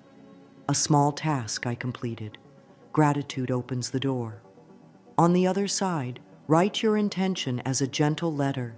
Begin with "Dear life, I welcome," and finish with 1 to 3 clear wishes. Use present words where you can. I welcome calm in my body. I welcome clarity for my next step. I welcome steady, loving support in my finances. Close with, "Thank you for guiding me with ease." Create a short release line on a separate piece of paper. Keep it to 1 sentence. Today, I set down this worry about timing. Tonight, I place this fear in a safe place while I sleep. I forgive this part of the day and let peace return to me. Fold the release note once with care. Fold the gratitude intention page once as well. If you feel drawn to a small affirmation card, write 1 sentence on a small slip. Blessings meet me here. Or, I rest in safety and wake in grace. Place the pages into the envelope. Close it gently. Now comes the tender step. Slide the blessing envelope under the bed near the area where your head rests. This placement is symbolic. Loving words resting under the place where your mind will rest. If access near the head is hard, place the envelope anywhere under the bed that feels easy and safe. As you slide it under, speak softly. Blessings meet me here. Peace stays with me while I sleep. Breathe for a slow count of 4 in, hold for 2, and out for 6. 3 rounds. Feel the shift. Feel the soft sense that the night now has a purpose, to hold you, to soothe you, to align you with gentle good. You do not have to check on the envelope again. It is doing its quiet work, not by magic, but by organizing your focus and allowing your body to rest without carrying every concern into the night. Refresh your blessing envelope once a week. Choose a day that feels kind. Many choose the evening before a new week begins, or any quiet night that suits your rhythm. Replace the gratitude list with fresh lines. Update the intention letter as your heart grows clearer. Write a new release sentence that matches the week. Old pages can be kept in a small box if that feels sweet, or recycled with thanks. The act of refreshing tells the mind that growth is ongoing. It keeps the garden of sleep well tended. If your focus is peace and healing, let the intention letter highlight comfort in the body and steadiness in the heart. If your focus is abundance, write lines of appreciation for support already present, skills learned, opportunities noticed, wise choices made. Add an intention for wise stewardship and helpful doors that open with ease. If your focus is clarity and purpose, write 1 guiding question. What is the kindest next step? Place that question in the envelope and let the night hold it for you. Clarity often rises after the mind has stopped pushing. Keep the ritual light. If a night comes when writing feels heavy, speak the lines aloud instead and place a blank slip inside the envelope with a small heart drawn on it. The heart is a promise. You will return to the practice soon. Good habits remain friendly when they allow flexibility. Your only task is to keep the tone loving. A few affirmations can be said as you tuck the envelope under the bed or as you rest your head on the pillow. I welcome ease. I am open to loving solutions. Support flows to me in kind ways. I wake refreshed and guided. Speak the one that comforts the most. Say it 3 times and feel each word settle. This practice does not require belief in anything complicated. It uses the natural way your mind and body work. It honors the truth that attention shapes experience. It frees the body from carrying every thought into the night and gives the mind a clear message: peace first, then guidance. With each small step, your sleep space becomes a partner in your well-being. The blessing envelope waits quietly under the bed, a steady sign of care. It will be there on easy days and on hard days. It will keep holding your gratitude, your intention, and your release while you rest. Let the last act before sleep be a hand over the heart, a soft breath, and one kind sentence that seals the night. Life supports me while I rest. Then let the body do what it knows best: return you to calm, feed you with renewal, and send you into the morning with a softer heart and a clearer mind. The blessings you welcome have a place to land. The bed has become a sacred space. The night has become a gentle friend. Begin with 5 minutes of care. Let the room feel friendly to your nervous system. Open the window for a moment if the air allows, or simply stand at the doorway and take a slow breath that says, fresh energy is welcome here. Clear the nightstand. Wipe the surface with a soft cloth. Straighten the pillow and smooth the sheet with both hands. These small motions have a quiet magic because they speak in a language the body understands: order, gentleness, safety. Place a pen and a small stack of paper within easy reach. If there is an object that calms you, a smooth stone, a tiny flower in a jar, a single leaf, set it where your eyes can meet it. This is not about looks. It is about the feeling of being cared for. Now sit on the edge of the bed with your feet touching the floor. Place one hand on the heart and the other on the belly. Breathe in for a slow count of 4, rest for 2, breathe out for a slow count of 6. Do this 3 times. Feel the shoulders lower by a small degree. Feel the jaw soften. Say quietly, "This is my time to bless my rest." Take the small envelope or pouch you have chosen. Let it be simple. If you enjoy scent, rub a fingertip of lavender between your fingers and wave it over the envelope. If scent does not agree with you, let the symbol be the touch of the cloth or the weight of the paper itself. On the first page, write a gratitude list. 3 to 10 lines are enough. Keep the words plain. Warm water. A message that lifted my mood. Courage to keep going. Food that nourished me. A small smile given to a stranger. This is not performance.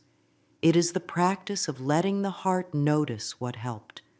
Gratitude clears the path for blessings to land, not by force, but by opening the mind to the good already present. Read your list in a whisper and feel each line as if it rests in your chest. On the second page, write an intention letter. Begin with, "Dear life, I welcome," and complete the line with 1 to 3 clear desires stated with kindness. I welcome steady peace in my body. I welcome wise guidance for tomorrow's step. I welcome support in my finances that arrives with ease and fairness. Keep the letter short enough that the body believes it. End with, "Thank you for leading me with grace." Sign your name if it feels right. Let the letter feel like a friend speaking softly. On a third slip, write a release sentence. 1 line is powerful. I set down fear about timing. I place this worry in a safe place while I sleep. I forgive this theme today and allow healing to begin. Fold this slip once with care. Fold the gratitude and the intention pages once each as well. Gather the pages and place them into the envelope. If you have a tiny stone, you may let it rest near the envelope rather than inside, so the paper remains light. Touch the envelope to your chest and breathe. Slide the blessing envelope under the bed near where your head will rest. If that space is not easy to reach, place it anywhere under the bed that feels accessible. As you do, speak these simple words. Blessings meet me here. Peace stays with me while I sleep. This is a seed you are planting in the garden of the night. It tells the inner world that order has been made, gratitude is known, a path has been chosen, and the heavy things are placed down in a safe container. Once a week, refresh the envelope. Choose a night that feels kind and doable. Many prefer the evening before a new week begins, but any steady night is perfect. Remove the papers with thanks. Read them slowly. Notice what has grown, what has softened, and what now feels ready to change. Write a new gratitude list. Update the intention letter to match the person you are becoming. Write a fresh release line for the theme that needs rest this week. If you like, keep older pages in a little box of grace, or recycle them with a small thank you. The weekly refresh keeps the ritual alive and prevents it from becoming stale. This is how the practice stays gentle and real. When time is tight or energy is low, there is a shorter path. Clear one corner of the nightstand. Place the empty envelope in your hands, breathe, and speak your 3 pieces aloud. 1 gratitude, 1 intention, 1 release. Then tuck a blank slip inside with a small heart drawn on it as a promise to write tomorrow. The body relaxes when it knows the ritual is flexible and loving. Rigidity tenses the muscles. Kindness lets them soften. If the mind questions whether this matters, offer it a simple truth. The body learns through rhythm and repetition. A small, steady ritual at night becomes a signal that says, ease is safe. Over time, sleep deepens, waking feels clearer, and choices feel kinder. The envelope under the bed is not a charm. It is a container for care. It keeps worry from following you into sleep. It keeps hope within reach. It keeps the heart pointed toward good. Close this part of the evening by placing a hand over the heart and speaking a sentence that seals the ritual. Life supports me while I rest. Let the eyes grow heavy and the breath return to its natural pace. The bed holds you, the night holds your pages, and the inner self begins to relax into a healing rhythm. What is placed with love returns as calm. What is released with grace returns as space. What is welcomed with sincerity returns as blessing, sometimes quietly, sometimes in clear, bright ways. Trust the gentle path. It is strong. Let us make the bedtime minutes sweet and simple. Sit comfortably on the bed or stand beside it if sitting is not easy. Place feet flat if you can, or let the legs rest as they prefer. The goal is comfort, not posture. Begin with breath. Inhale through the nose for a slow count of 4, pause gently for 2, and exhale through the nose or mouth for a slow count of 6. Do this 3 to 5 rounds. The longer, softer exhale tells the body to ease. It says, we are safe now. You may feel the shoulders settle, the belly soften, and the jaw loosen. This is your doorway. Move to a tiny release for the neck and shoulders. Tilt the head slightly to one side and let the opposite shoulder drop. Hold for 1 breath and switch. Roll the shoulders forward and back, easy and slow. If movement is not comfortable, simply imagine the muscles softening and place warm hands on the tight area. Touch is a sweet language. The body understands warmth and steady pressure as care. Care lowers the inner alarm. Place 1 hand on the chest and 1 over the belly. Feel the rise and fall for 3 soft breaths. Then let both hands rest over the heart. This hand-over-heart moment is a loving signal. It tells the inner child, the thinking mind, the busy schedule, and the tired muscles that a kind adult is present and in charge. Say quietly, "We can rest." Allow a small smile to grow, just enough to tell the face that ease is welcome. A slight smile softens the nervous system, which helps the mind adopt a kinder voice. Now speak a short set of gentle words. The words matter, and the tone matters even more. Choose 2 or 3 lines and say them slowly. I am safe. Peace surrounds me. Blessings meet me in rest and in waking. I welcome ease, clarity, and loving support. My body knows how to heal. Good flows to me and through me. If any sentence feels too strong tonight, soften it. I am learning to feel safe. I am opening to ease. I am willing to receive kind support. Truth spoken softly has great power. Add a micro prayer if you enjoy that form. Guide me kindly in sleep. Or, let wisdom rise with the morning light. If you prefer simple language without prayer, you might say, let the night sort what needs sorting, and let my heart rest. The point is to release the day and invite a peaceful tone. The mind takes this tone into the night. It is like setting the music before closing the eyes. For those who like a quick body sweep, move attention from the top of the head to the toes. As attention moves, let each area soften. Forehead, eyes, cheeks, mouth, jaw, neck, shoulders, upper back, chest, heart, belly, sides, lower back, hips, thighs, knees, calves, ankles, feet. If any area holds tightness, breathe there and say, you may soften now. This is a simple gift to the body. It responds to permission. Now bring your practice to a close with 3 pieces that match the blessing envelope. Whisper 1 gratitude from today, 1 intention for tomorrow, and 1 release for tonight. Let each be a single line. Warm conversation. Clarity for my next step. Set down fear about timing. This small trio aligns your mind, heart, and body. It links the night with the morning in a gentle way. Ease moves through sleep and into daybreak. If you wake in the night, practice a shorter version without turning on lights. Keep the eyes soft. Inhale for 4, pause for 2, exhale for 6, for 3 rounds. Hand over heart. Say 1 sentence such as, peace is here, or blessings keep watch while I rest. If thoughts want to gather, guide them into your chosen sentence.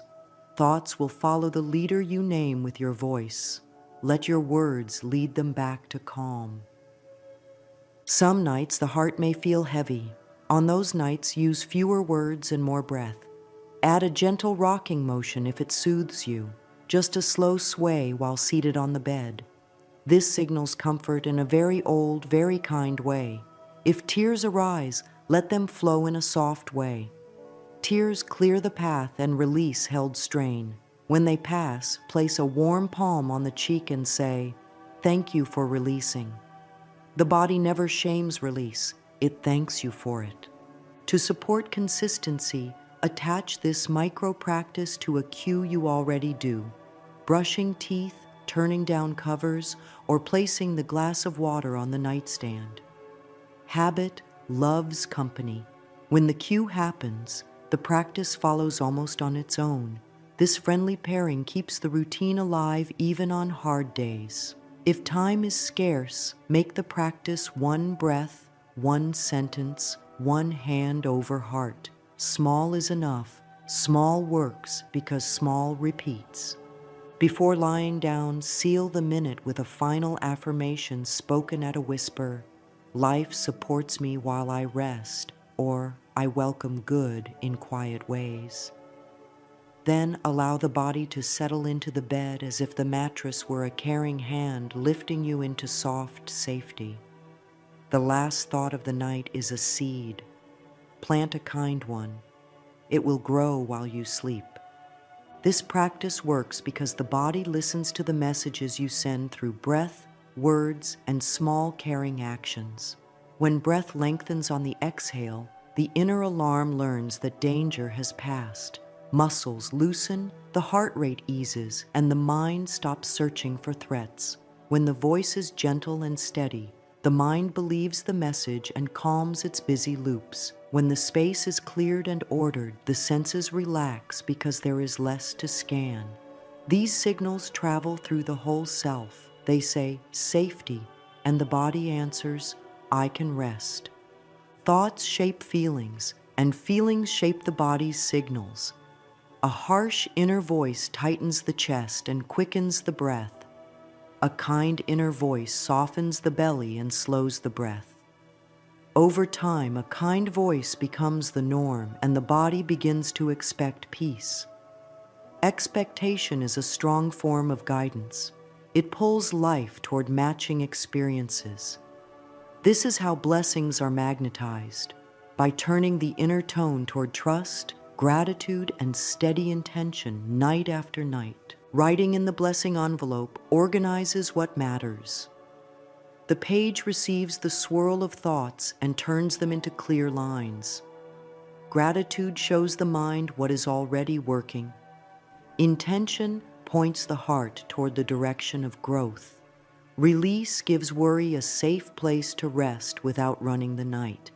When the mind knows a place has been made for all three, it stops tugging at your sleeve while you try to sleep. The body then slides into deeper rest, which sets you up for clearer choices the next day. Clear choices invite supportive outcomes. Supportive outcomes reinforce trust. Trust softens the body even more. This becomes a circle of care. Scent, touch, and sight are quiet helpers. The softness of a pillow under your cheek, the feel of clean sheets, the weight of a blanket that feels just right. These are not luxuries. They are steady messages. They say, you are held. A single sprig of lavender or the cool touch of a smooth stone can mark the start of the ritual and tell the senses, we are entering the peaceful hour. The senses listen closely. When they receive calm cues, the mind follows. Some fear that calming practices will make them less alert or less able to handle life. The truth is the opposite. A calm body thinks more clearly, speaks more kindly, and sees solutions that stress hides. Calm is not laziness. Calm is power aimed with care. When rest deepens, you wake with steadier energy. Steady energy chooses better food, kinder words, cleaner boundaries, and wiser timing.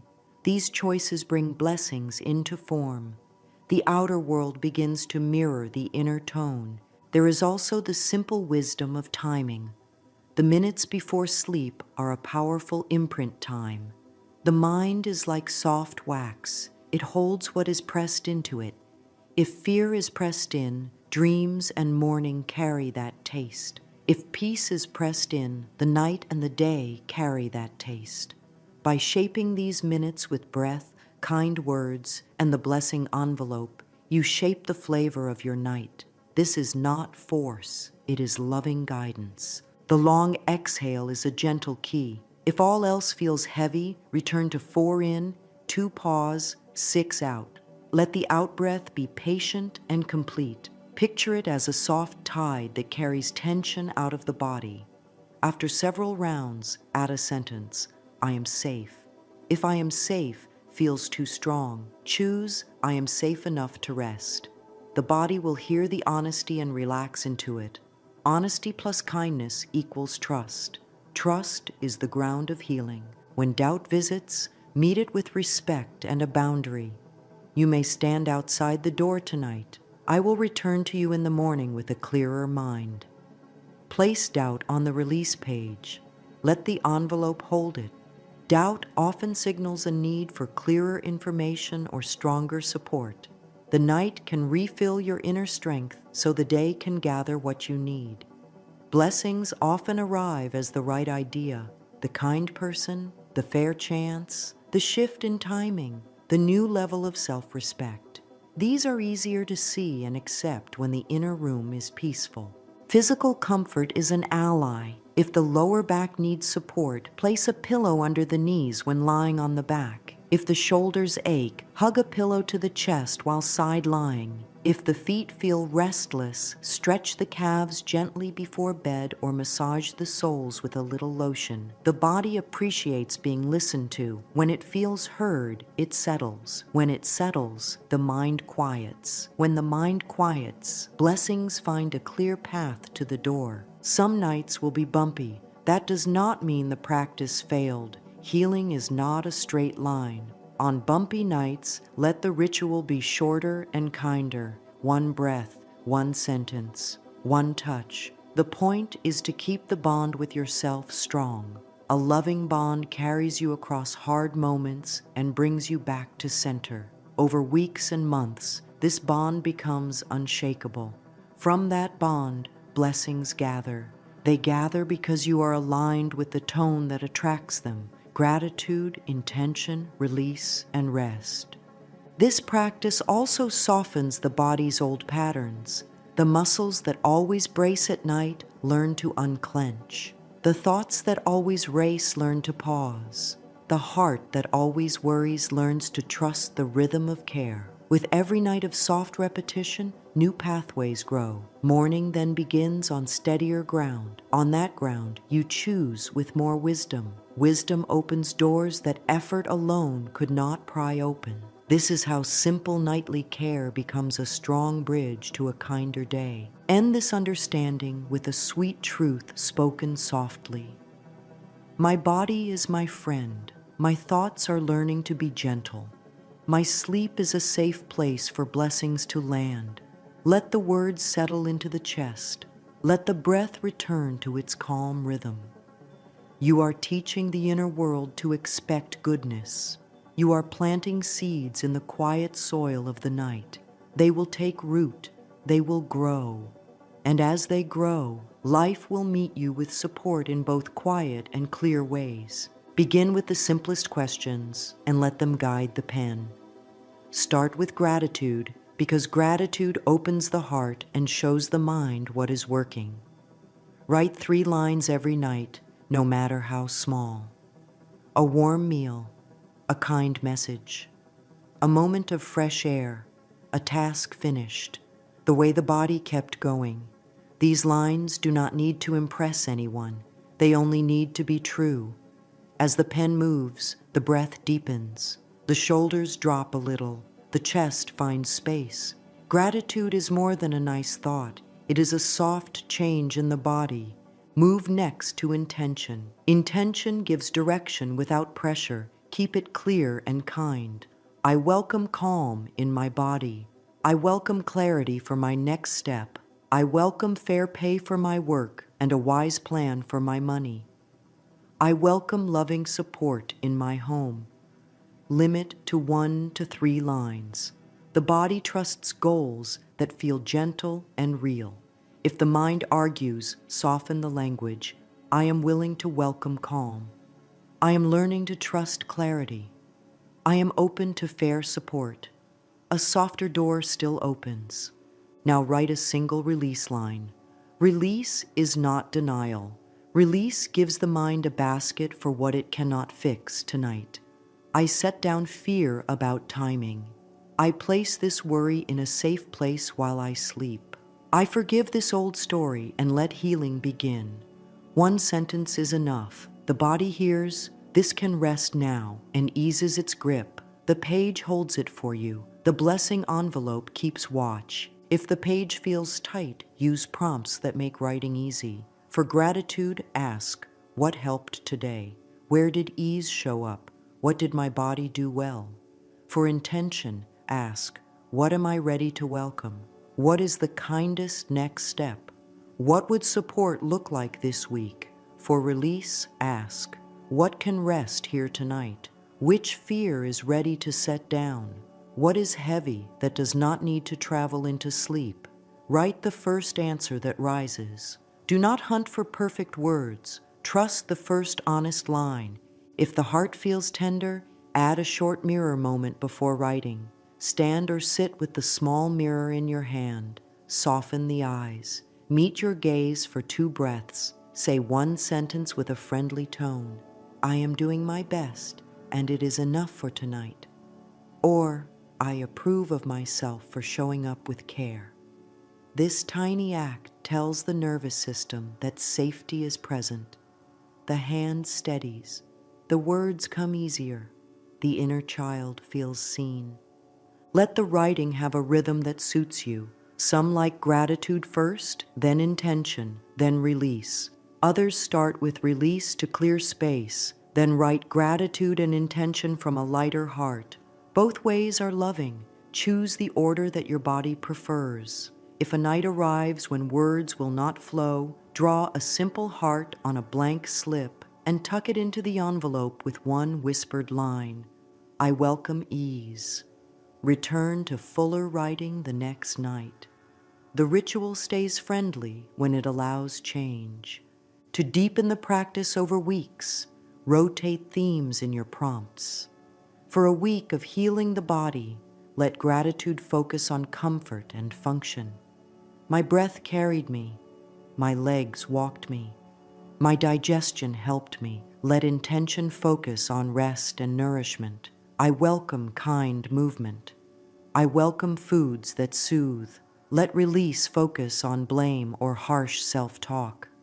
For a week of abundance, let gratitude notice skills, tools, and support already present.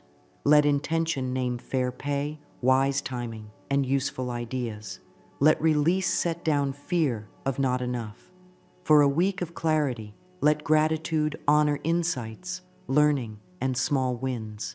Let intention ask for the next clear step. Let release loosen overthinking and hurry. Close the page with 3 soft affirmations to anchor the writing in the body. I am safe enough to rest. Peace stays with me in the night. Blessings meet me here. If any line feels too strong, shift it to I am learning or I am open to.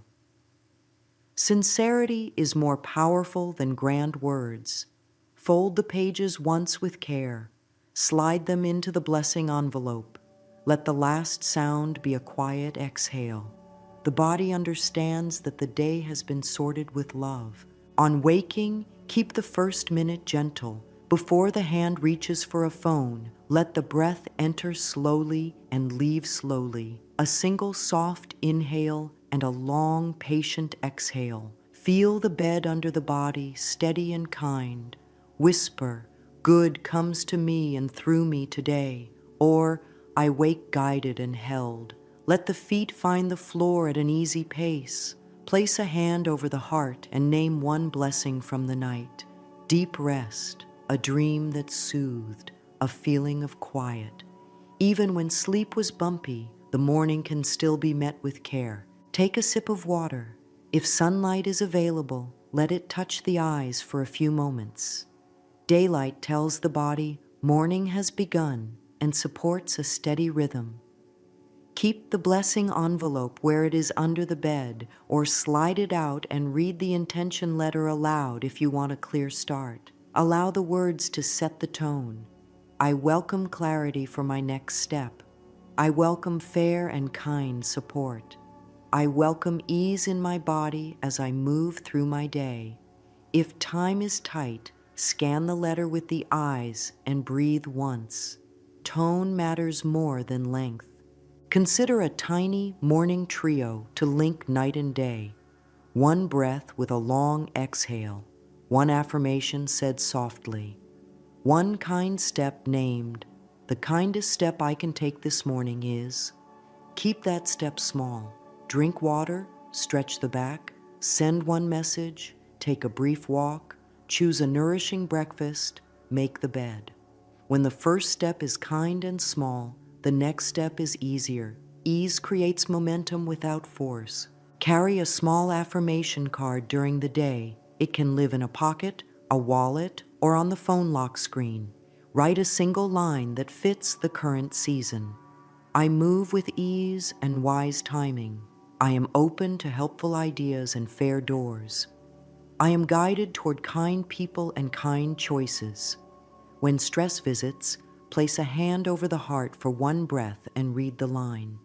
The body remembers the night practice and returns faster to calm. Give the day a simple midpoint reset. At lunch or during a short break, breathe in for 4, pause for 2, exhale for 6, 3 rounds. Ask, what is the kindest next step now? Write it on a small note or say it aloud. This keeps the spirit of the blessing envelope alive in daylight. Blessings gather where attention is kind and steady. In the evening, before the night practice begins, glance at the morning note or affirmation card. Notice what unfolded with ease, what asked for patience, and what might need support tomorrow. This is not a review to judge. It is a gentle check-in, a loop of care. If the day felt hard, say one sentence that gives comfort. I did what I could. The rest can wait. The body settles when it hears that the day can end without more demands. Travel days, busy seasons, and changes in routine do not break this bond with yourself. Pack a small blank card as a portable envelope. Write one line of gratitude and tuck it in a wallet. Whisper one intention at a red light or while washing hands. Set one fear down with a breath before sleep in a new place. Consistency does not mean rigidity. Consistency means you keep finding kind ways to return to yourself. If mornings feel rushed, attach the practice to something you already do. When the kettle starts, breathe one soft round and say one line. When the door opens to step out, touch the pocket with your affirmation card and speak the words once. When the keys are picked up, place a hand over the heart for a final breath. Habit stacks make care easy. Easy care repeats. Repetition builds the path. Let the day end as it began, with kindness. The blessing envelope waits under the bed, steady and quiet. It has kept your intention warm. It has kept your release safe. It meets you again with a welcome, the way a friend keeps a light on by the door. On nights when the mind races, do not fight it. Fighting brings more speed. Offer a boundary with respect. Thoughts, you may pause now. I will return to you in the morning with a rested mind.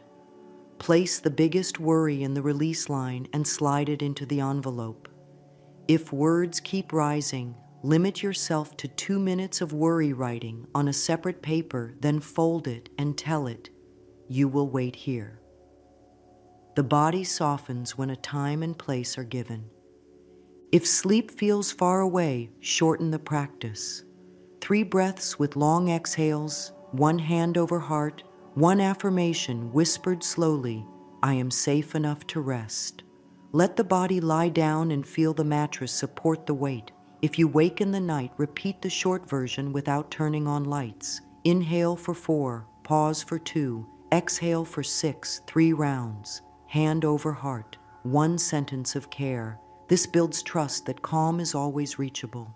When motivation dips, make the practice small and kind. Write only 1 gratitude line and 1 release line. Keep a tiny pen and paper in the nightstand so there is nothing to fetch. Give the ritual a 2-minute rule. If it takes longer, it can wait. Small keeps the bond alive. The nervous system needs steady signals, not grand ones.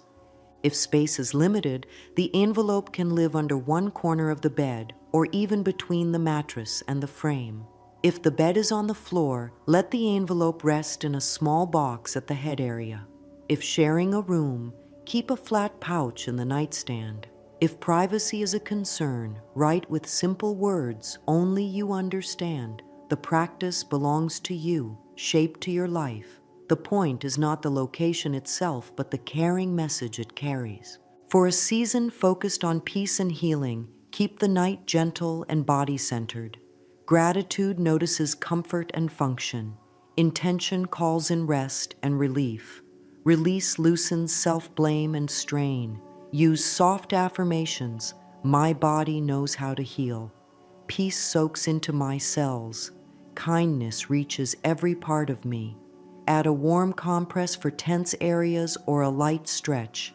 Let the micro practice make the body feel safe enough to do its quiet work.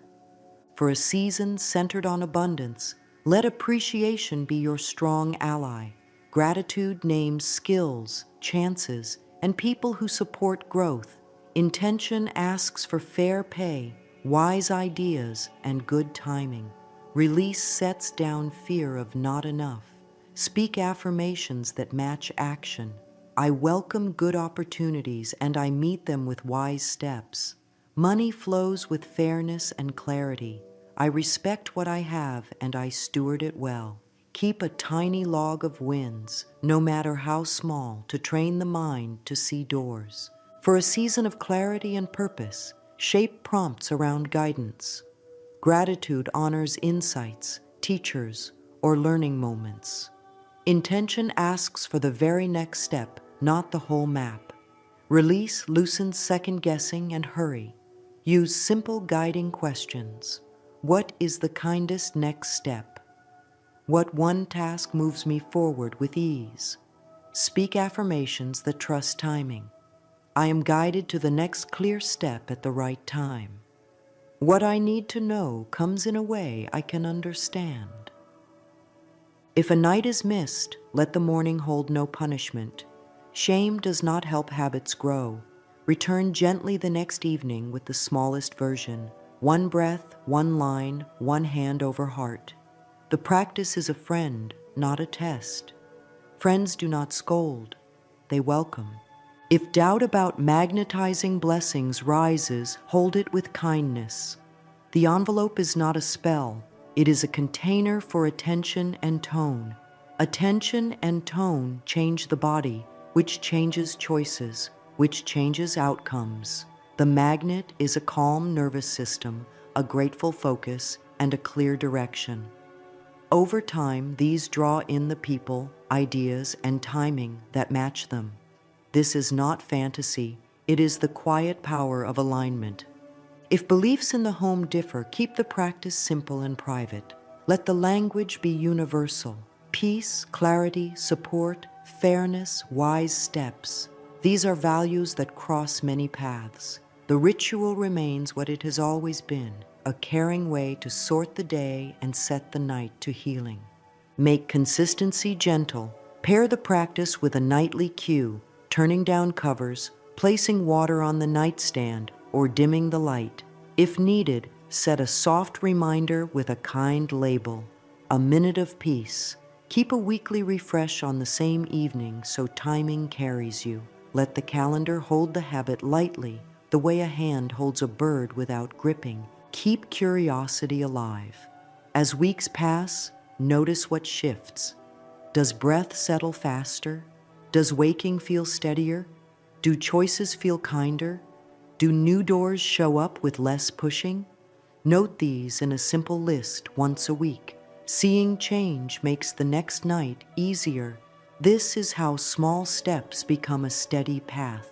End each troubleshooting session with a simple truth. Growth likes warmth and patience. Warmth comes from a kind tone. Patience comes from small steps repeated. With both, the body learns safety.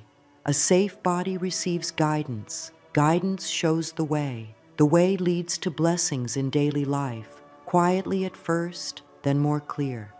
There is a soft rhythm now. Night greets you with a simple ritual. The room says safety. The breath says calm. The page says clarity. The envelope under the bed says, I will hold this for you. The body says, I can rest.